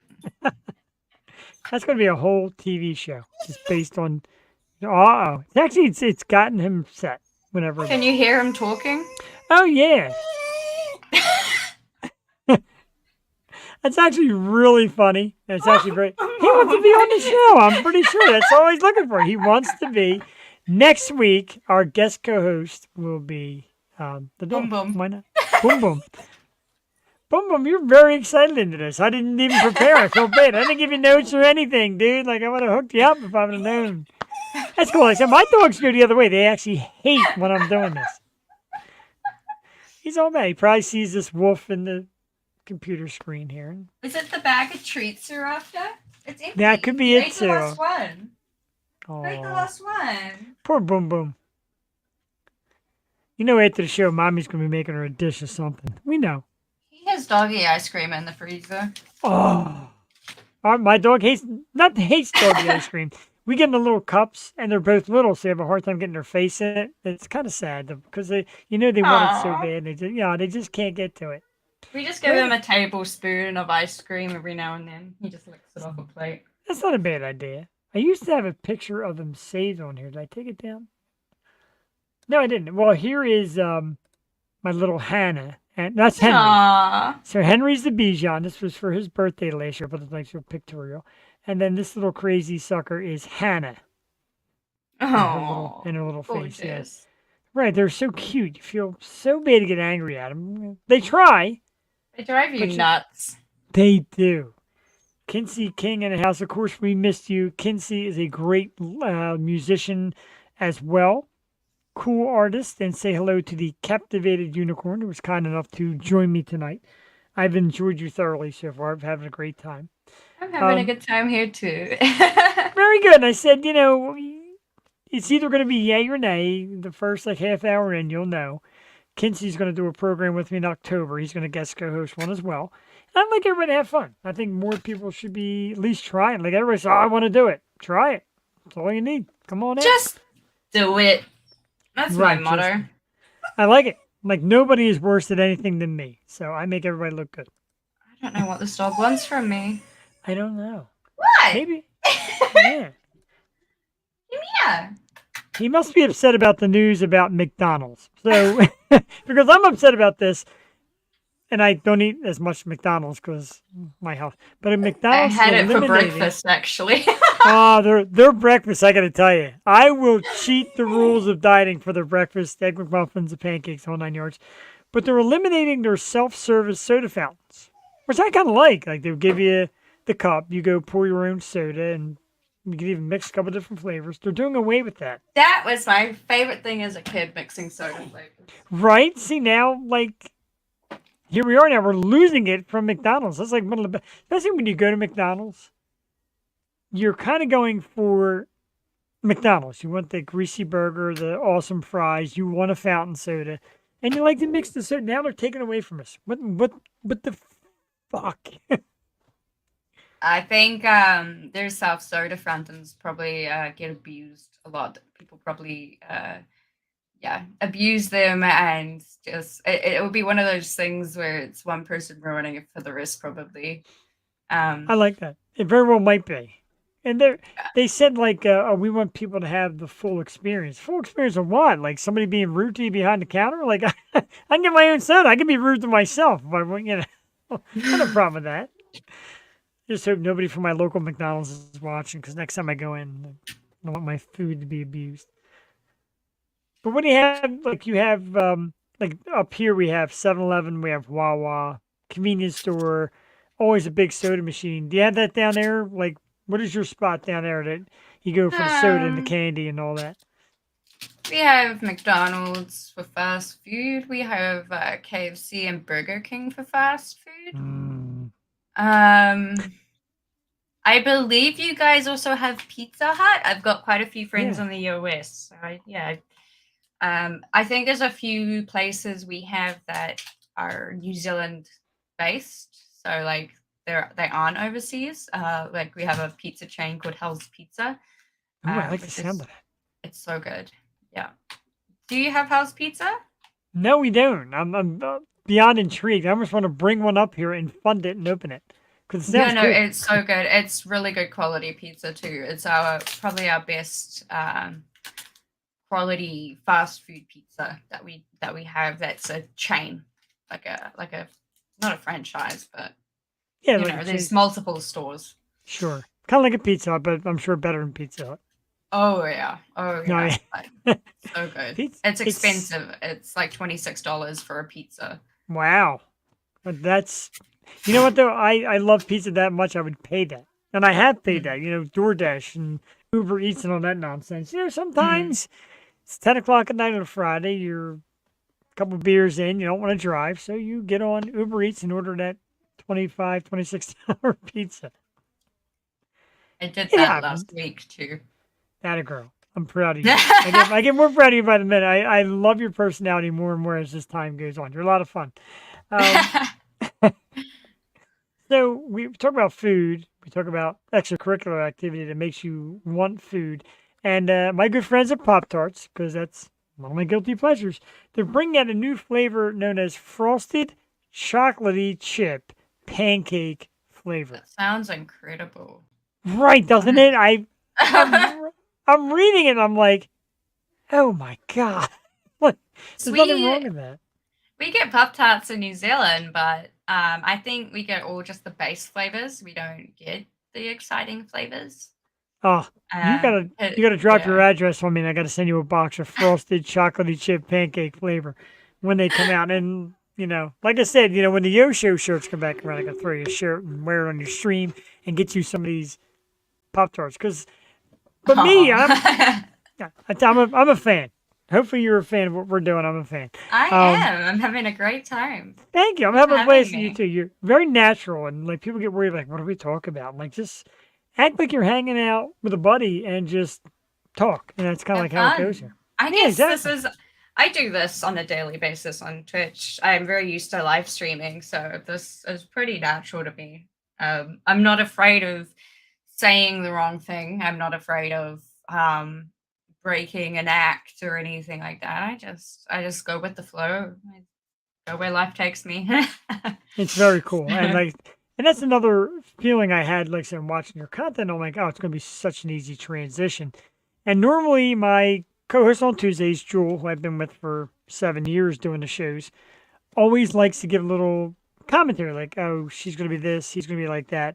I didn't hear from her this week, but I promised her, I said, trust me, this is going to be a good one. So I did good. You're very natural. I'm enjoying it a good thank deal. you for And taking the chance on me. I oh, appreciate it. absolutely. You know what? Roll the dice. You can kind of tell who not to roll the dice on. Like anybody who's intrigued by frosted chocolatey chip pancake flavor Pop Tarts, who can't get them. It's like my new best friend. What is your flavor? 'Cause I know my flavor. I am conventional blueberry all day. Give me the classic. Hang on, let me look. I don't even remember. I don't eat Pop Tarts all that often. Wow. My teeth are very sensitive, so I don't eat a lot of sweet food. Mine can be too to cold stuff. I get like the chill. We have strawberry flavor and chocolate. That's all you have? That's all that they are showing on that website. Wow.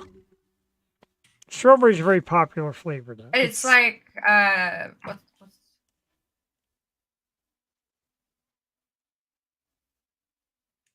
cherry. you know those treats? It's like a cake, but it's got the cream inside. Twinkies. Twinkies Twinkies okay. are really hard to find in New Zealand. Yeah, pretty much here too. I thought it. I mean, 'cause I remember the Hostess went out of business. Another company bought the Twinkie, but you don't see them very often. Okay, here we go. We have s'mores, choc chip, cherry, chocolate, and cookies and cream on this one. Okay, they're not too bad. Yeah. The sweet ones knock me for a loop, so I like the blueberry. Blueberry. Haven't tried it. You ever tried blueberry? Oh my god! I'm gonna send you a box of blueberry as well. Is that I'm gonna have a lot of taste testing to do. Yeah, why not? There was this concept I'm gonna do on Twitch when I can afford it a bit more. I'm going to find a trusted viewer in each of the bigger countries, the more known about ones, like like the UK and the US. I've got some friends in Africa, and give them money to get a box of local treats and send them my way so I can taste test them on stream. I thought that would be really fun, but I haven't. I haven't had the chance yet. Yeah, that's a pretty awesome idea. Sucks, so it'd have to be food that wouldn't spoil. Right, like out here where we're at, the soft pretzel is huge. Of course, the cheesesteak is huge, but none of them would survive the trip. No. Pretzel would become a rock by then. The cheesesteak would be just destroyed by then. There's right, yeah. Well, the way it would look at the end.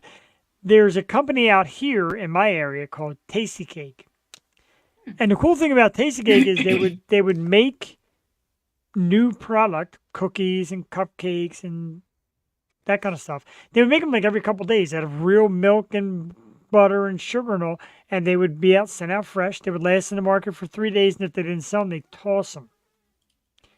Now they're all made with preservatives, so might be able to send you those too. 'Cause now it's all preservative.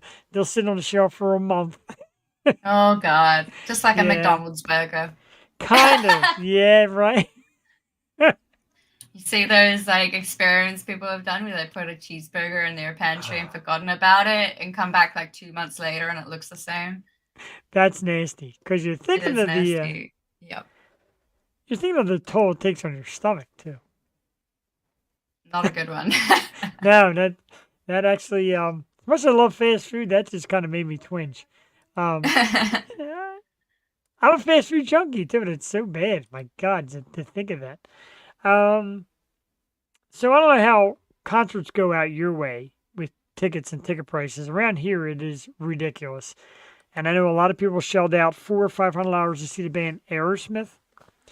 And they just announced they're going to be postponing some of their upcoming shows as singer Steven Tyler, who is 75 years old, damaged some of his vocal cords. So there's no timetable for returning. I got to ask you, can you imagine at 75 25 years old, getting on stage and singing your brains out and expecting to stay healthy through a whole tour? I don't know. I mean, I was a big fan of Meatloaf, to be honest. Yeah, And sure. you think of those singers, like the lead singer of AC/DC as well. I Yeah, grew up with AC/DC because my dad was sure. quite into it. The amount of thrashing their vocal cords endure is wild. Like, I have put my vocal cords through absolute hell when when I had a period of being single from leaving my ex to meeting my now boyfriend. I taught myself how to growl, and let me tell you that I'm surprised that they make it that far.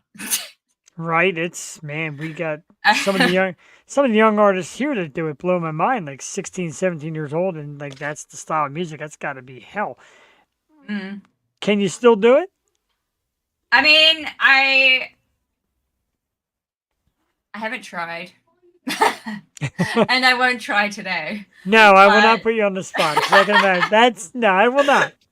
I promise you respect you shall have. there one thing I don't think I gave you is my TikTok, but on my TikTok there is a Oh. video of me kind of showing it off a little bit. Just a funny little thing I used to do on stream every now and then, which was Pokemon related. It's kind of like Oh. going Pika Pika, but then finishing the chew in a growl because it's like Pikachu on the show when he goes all cute and then he does his lightning bolt and whatnot, and he goes all angry.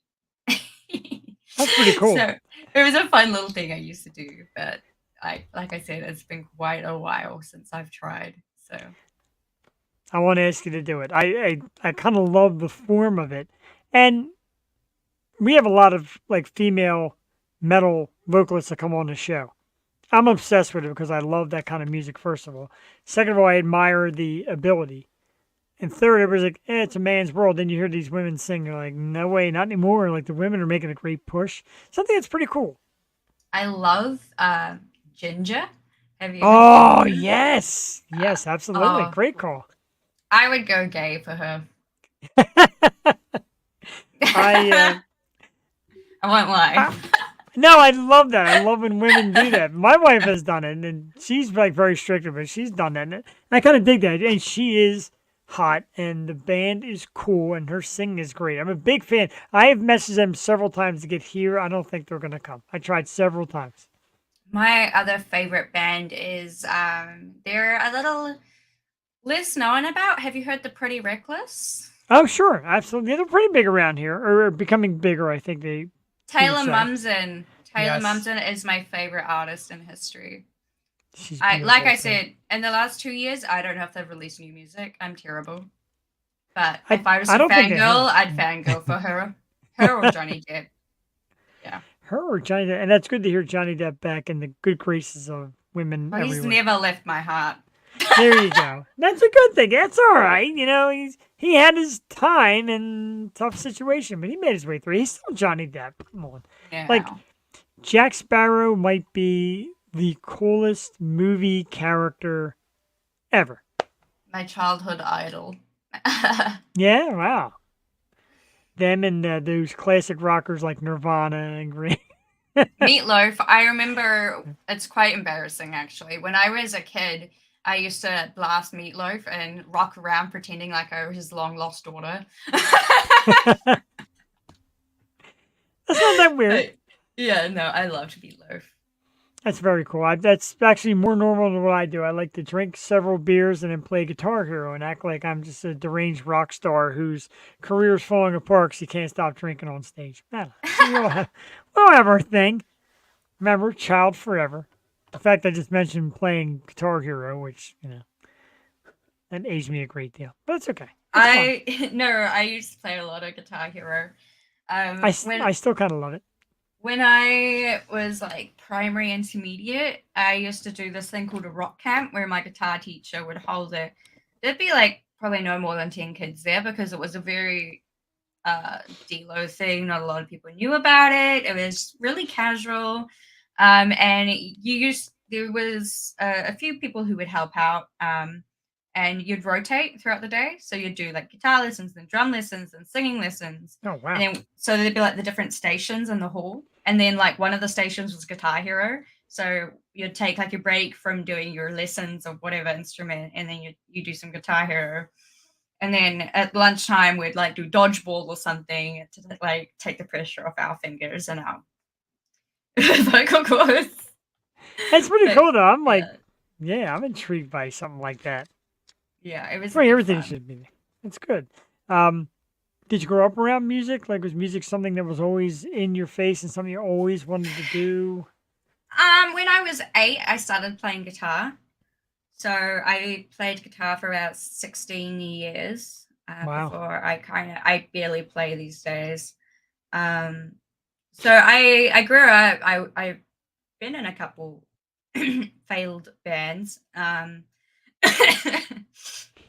I played on stage once or twice at school. I was more of one of those, I want to be a superstar, but I'm too scared to play live. Right. and I've posted some videos on YouTube, which is probably not the YouTube I gave you. It's not. Yeah. Okay. I So picked it up off your link tree and kind of ran I with it. don't think I have it on there. I've kind of hidden it. I got you. There's videos of me of because I wrote songs as well. But it was something I never escaped from the camera. You know what I mean? Yeah, I and get you. I kind of lost my motivation for it when my health went downhill because I can't play very well anymore with my coordination of my hands. Yeah. So I kind of I put my focus into making it big with my music, and I put all of that effort into my gaming and my channel, and put all my energy into growing a community around authenticity and gaming and fun. And I'm happy that I made that move. Good. And Yeah, you seem music was a great part of my life, but now that I look back at it, I don't think it was where I was meant to finish. makes sense, and it's cool the fact that you are always creating. Seems like you're always into something new, and what you're saying, you're always looking to create something new, and that's awesome. Because a lot of people, like I said, you say lazy, it gets to be a little bit of a chore, but some people just would rather not even explore a talent at all and just let it fade away, which is a shame. And you are trying everything, and I love that kind of approach. I still find myself humming the songs and singing along. But I don't know. I've been in so many bands where it could have been good, but it just didn't. Like when I moved to the region I live now, away from my hometown, I started a band and we rehearsed once or twice, and then they kicked me out of my own band. And I was like, okay, cool. Wow, what the? I don't know.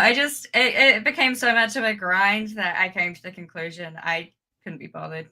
Like I lost the motivation for it, and it might come back one day, but I'm not fighting for it. I'm not, sad about it. But yeah. If it happens, we're here for it, though, of course. Because I would love to hear. Now I'm like curious, and like again, not going to put you on the spot. You also do modeling. We got the link down the bottom there. You got this great picture of you wearing a shirt that says "Normal people scare me," which I love, and it's true to an extent. And nowadays, if you're like poker straight normal, something's wrong. I agree with you. Yeah. Yeah. Definitely. Do you enjoy that? Do you enjoy I the modeling aspect? I love modeling, actually. Kev, who I don't know if he's still here, he's a photographer I've just done a shoot with, actually. And the photo shoots I've done in the past have all been just about having a good time. Nothing really professional about them. Just take a whole bunch of different photos and different outfits, just different spots, just having a good time. But my photo shoot with Kev, still here. Still here. My man. Excellent. My photo shoot with Kev was a really neat opportunity because he gave me more of a professional feel for how a photo shoot can go. And his vision is a lot more artistic than other photographers I've worked with. He's focused about getting this one image, this one very specific image, which I still haven't seen yet because he's still working on it. A lot of Photoshop and editing by the sounds of things. He's been keeping me up to date. He's great at that. But yeah, I've met a lot of amazing people through modeling. I haven't gotten any gigs through my modeling agency yet. I think that's mainly because most of the companies that our director and the company work with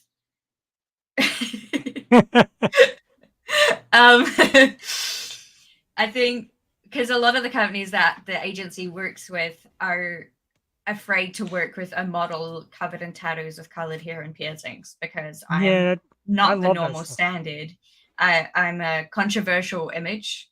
So a lot of places like farmers, if you're from New Zealand, you'd recognize that name. They don't want to hire someone with tattoos and all that because they don't want to Wow. upset their middle-aged white ladies, their customer base. So it's a bit harder for me to find actual professional gigs modeling. But I'm having a lot of fun in the background, meeting new photographers and just getting that exposure. Yeah, that's kind of what it's all about. And the pictures are amazing. You look great in them. And Thank you. man, I tell you, for me, people talk about types, and my types are kind of all over the board. I love the different colored hair, tattooed look, etc. My wife's got, I think, 5 or 6 tattoos, and she got them after we met, and became a thing with her. And I love them. I dig them. I think they're cool. And I'm a fan of that kind of stuff, man. It's artistic. It shows I kind of just your artistic mind. I just got this done yesterday. Oh Lord! Yesterday, that doesn't hurt like hell. That wrapped or nothing. It's a bit awkward to show. They're all Pokemon. Yeah, I'm going to. It's don't the mind, start I'm of gonna my full leg blow up the sleeve. screen. Oh wow, a full leg sleeve, man. Look at that. That is so Yeah. cool. They're all Pokemon.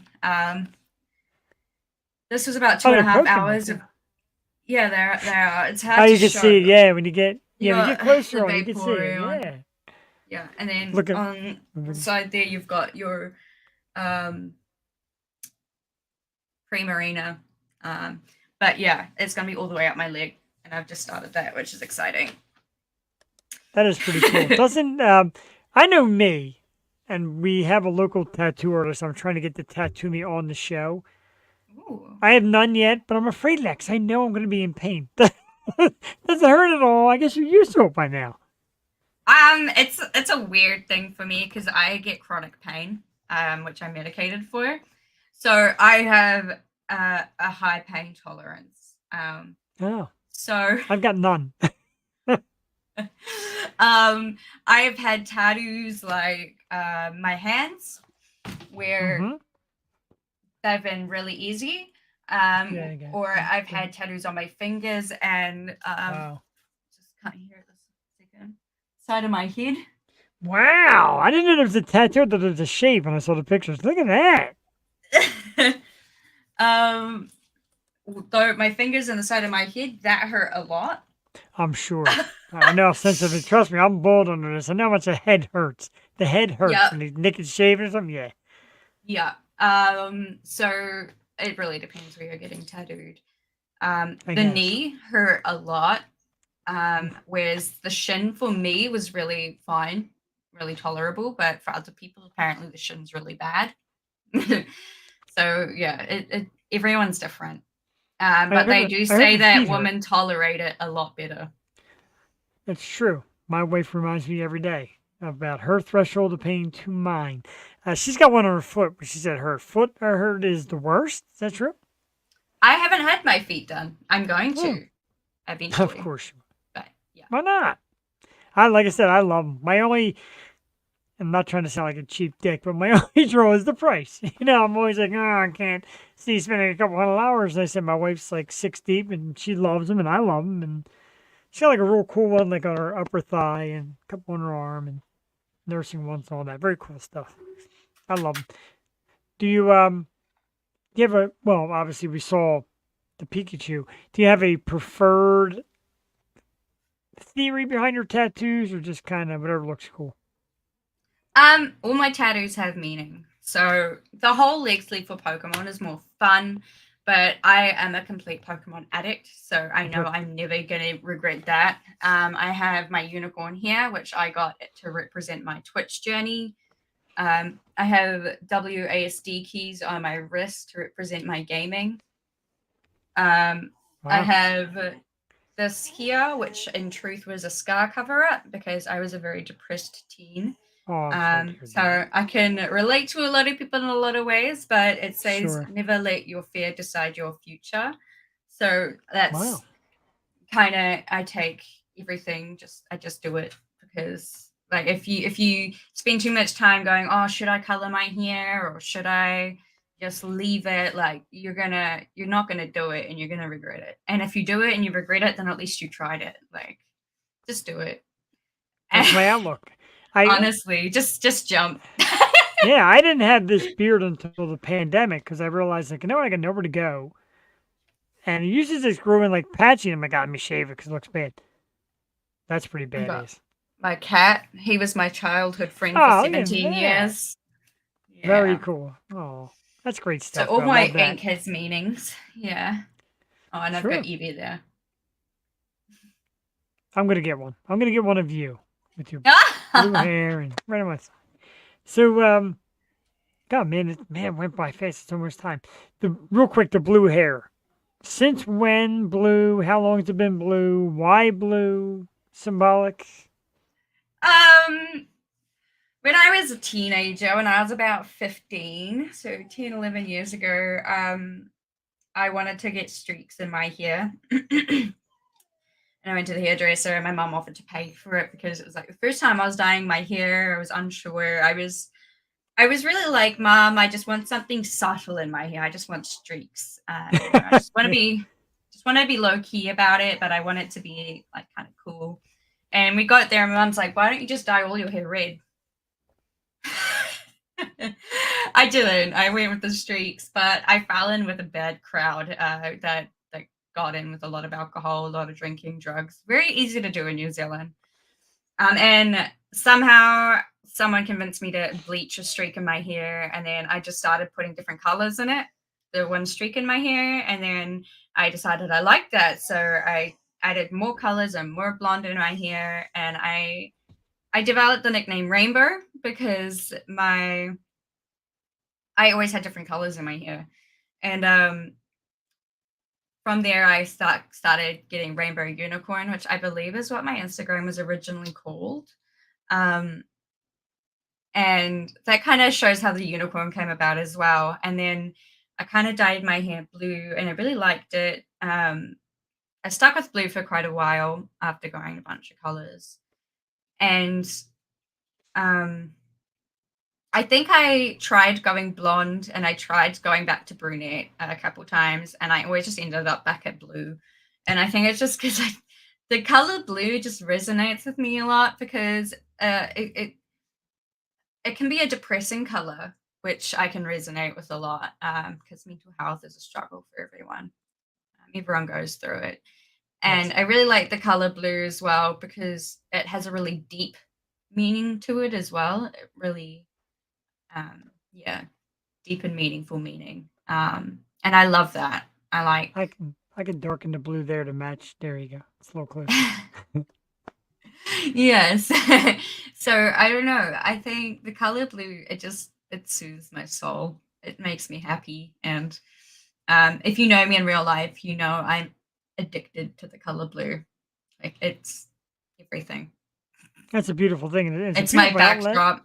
My chair would be blue, except I am in love with the Joker, so I got the Joker Labs chair because I could not. My phone case is blue. The energy drinks I drink are blue. My phone case is blue. My Xbox controller is blue. Everything's blue, honestly. I'm gonna get my my little probe light here on the side and turn that blue. I'm with you. I'm gonna turn everything blue. I agree. I love that. I'm a big fan. Blue and red for me. The only issue is the two gangs that wreak havoc in our country are both red and blue. So Yeah, true. I rock through town with blue hair and I get some funny looks.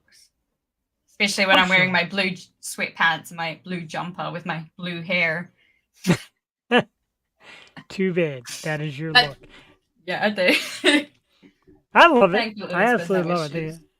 I think it's awesome. God, we're almost out of time. Let's give everybody a reminder what we got coming up on the show. Of course, on Tuesday night, we're back here, 8 p.m. Myself and Jewel Tatey. Our guest is going to be singer Kelsey Lynn. I'm sorry. Wait a minute. That's Kelsey Lynn right there. Why I messed that up. Singer Kelsey Lynn is our guest Tuesday night. We'll play some tunes from her and chat. Wednesday, we are expected to be joined by the amazing Sarah Spicer.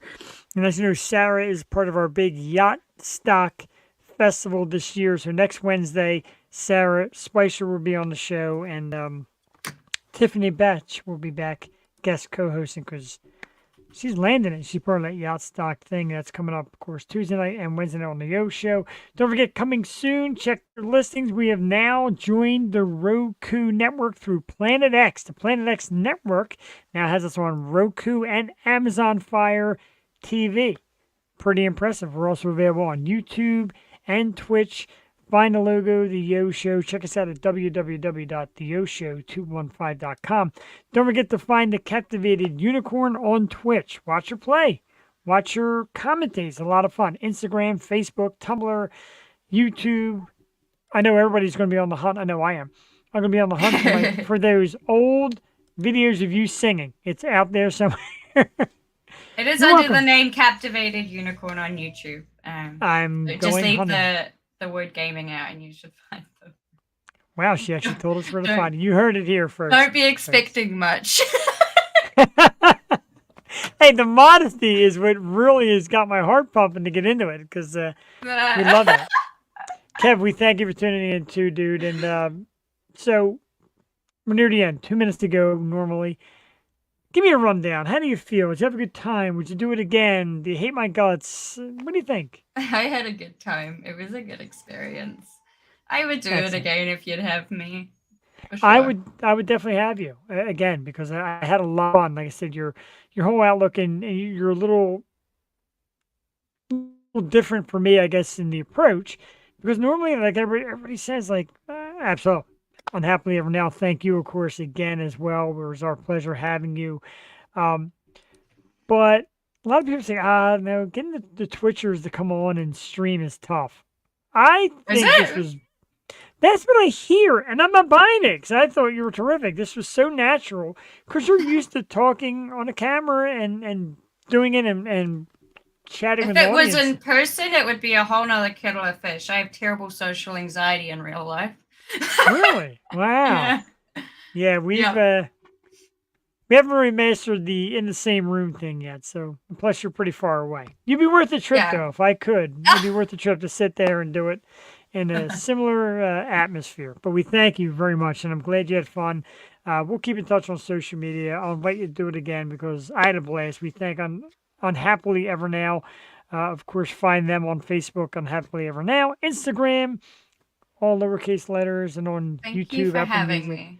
absolutely, Spotify. Can't find them on Twitch yet, but you can find Captivated Unicorn on the Twitch, Instagram, Facebook, Tumblr, YouTube. Check out her singing debut and check out some great pictures at www.bellmodels.co.nz Brittany C. Some great work by Kev. All right, we're going to get out of here tonight, and I'm going to change up the music because our great friends from Pittsburgh, PA, Victoria Fire, just dropped a brand new song today. And I'm like, you know what? I want to do that as my exit music because I love Victoria Fire. I love Kate. I love the whole band. So they're going to take us out tonight. For the Captivated Unicorn, I'm Jeff the Shark Perini. Thanking you for tuning in. Don't forget to catch us again Tuesday night, 8 p.m. Have a great night. And once again, thank you so very much.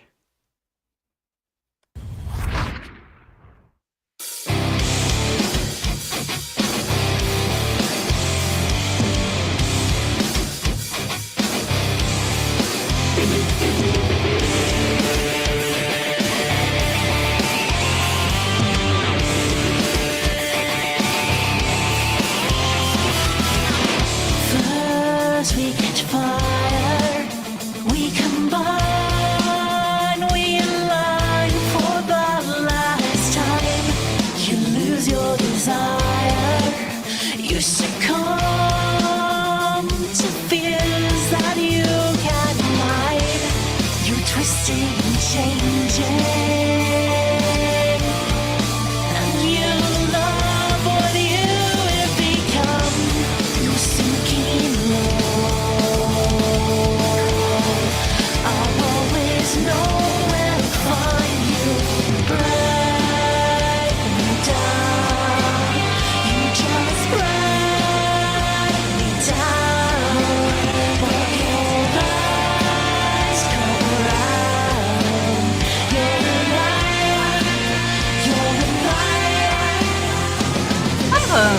Pity me. Let me see the pain you hold on to. Pray it's okay. Make them see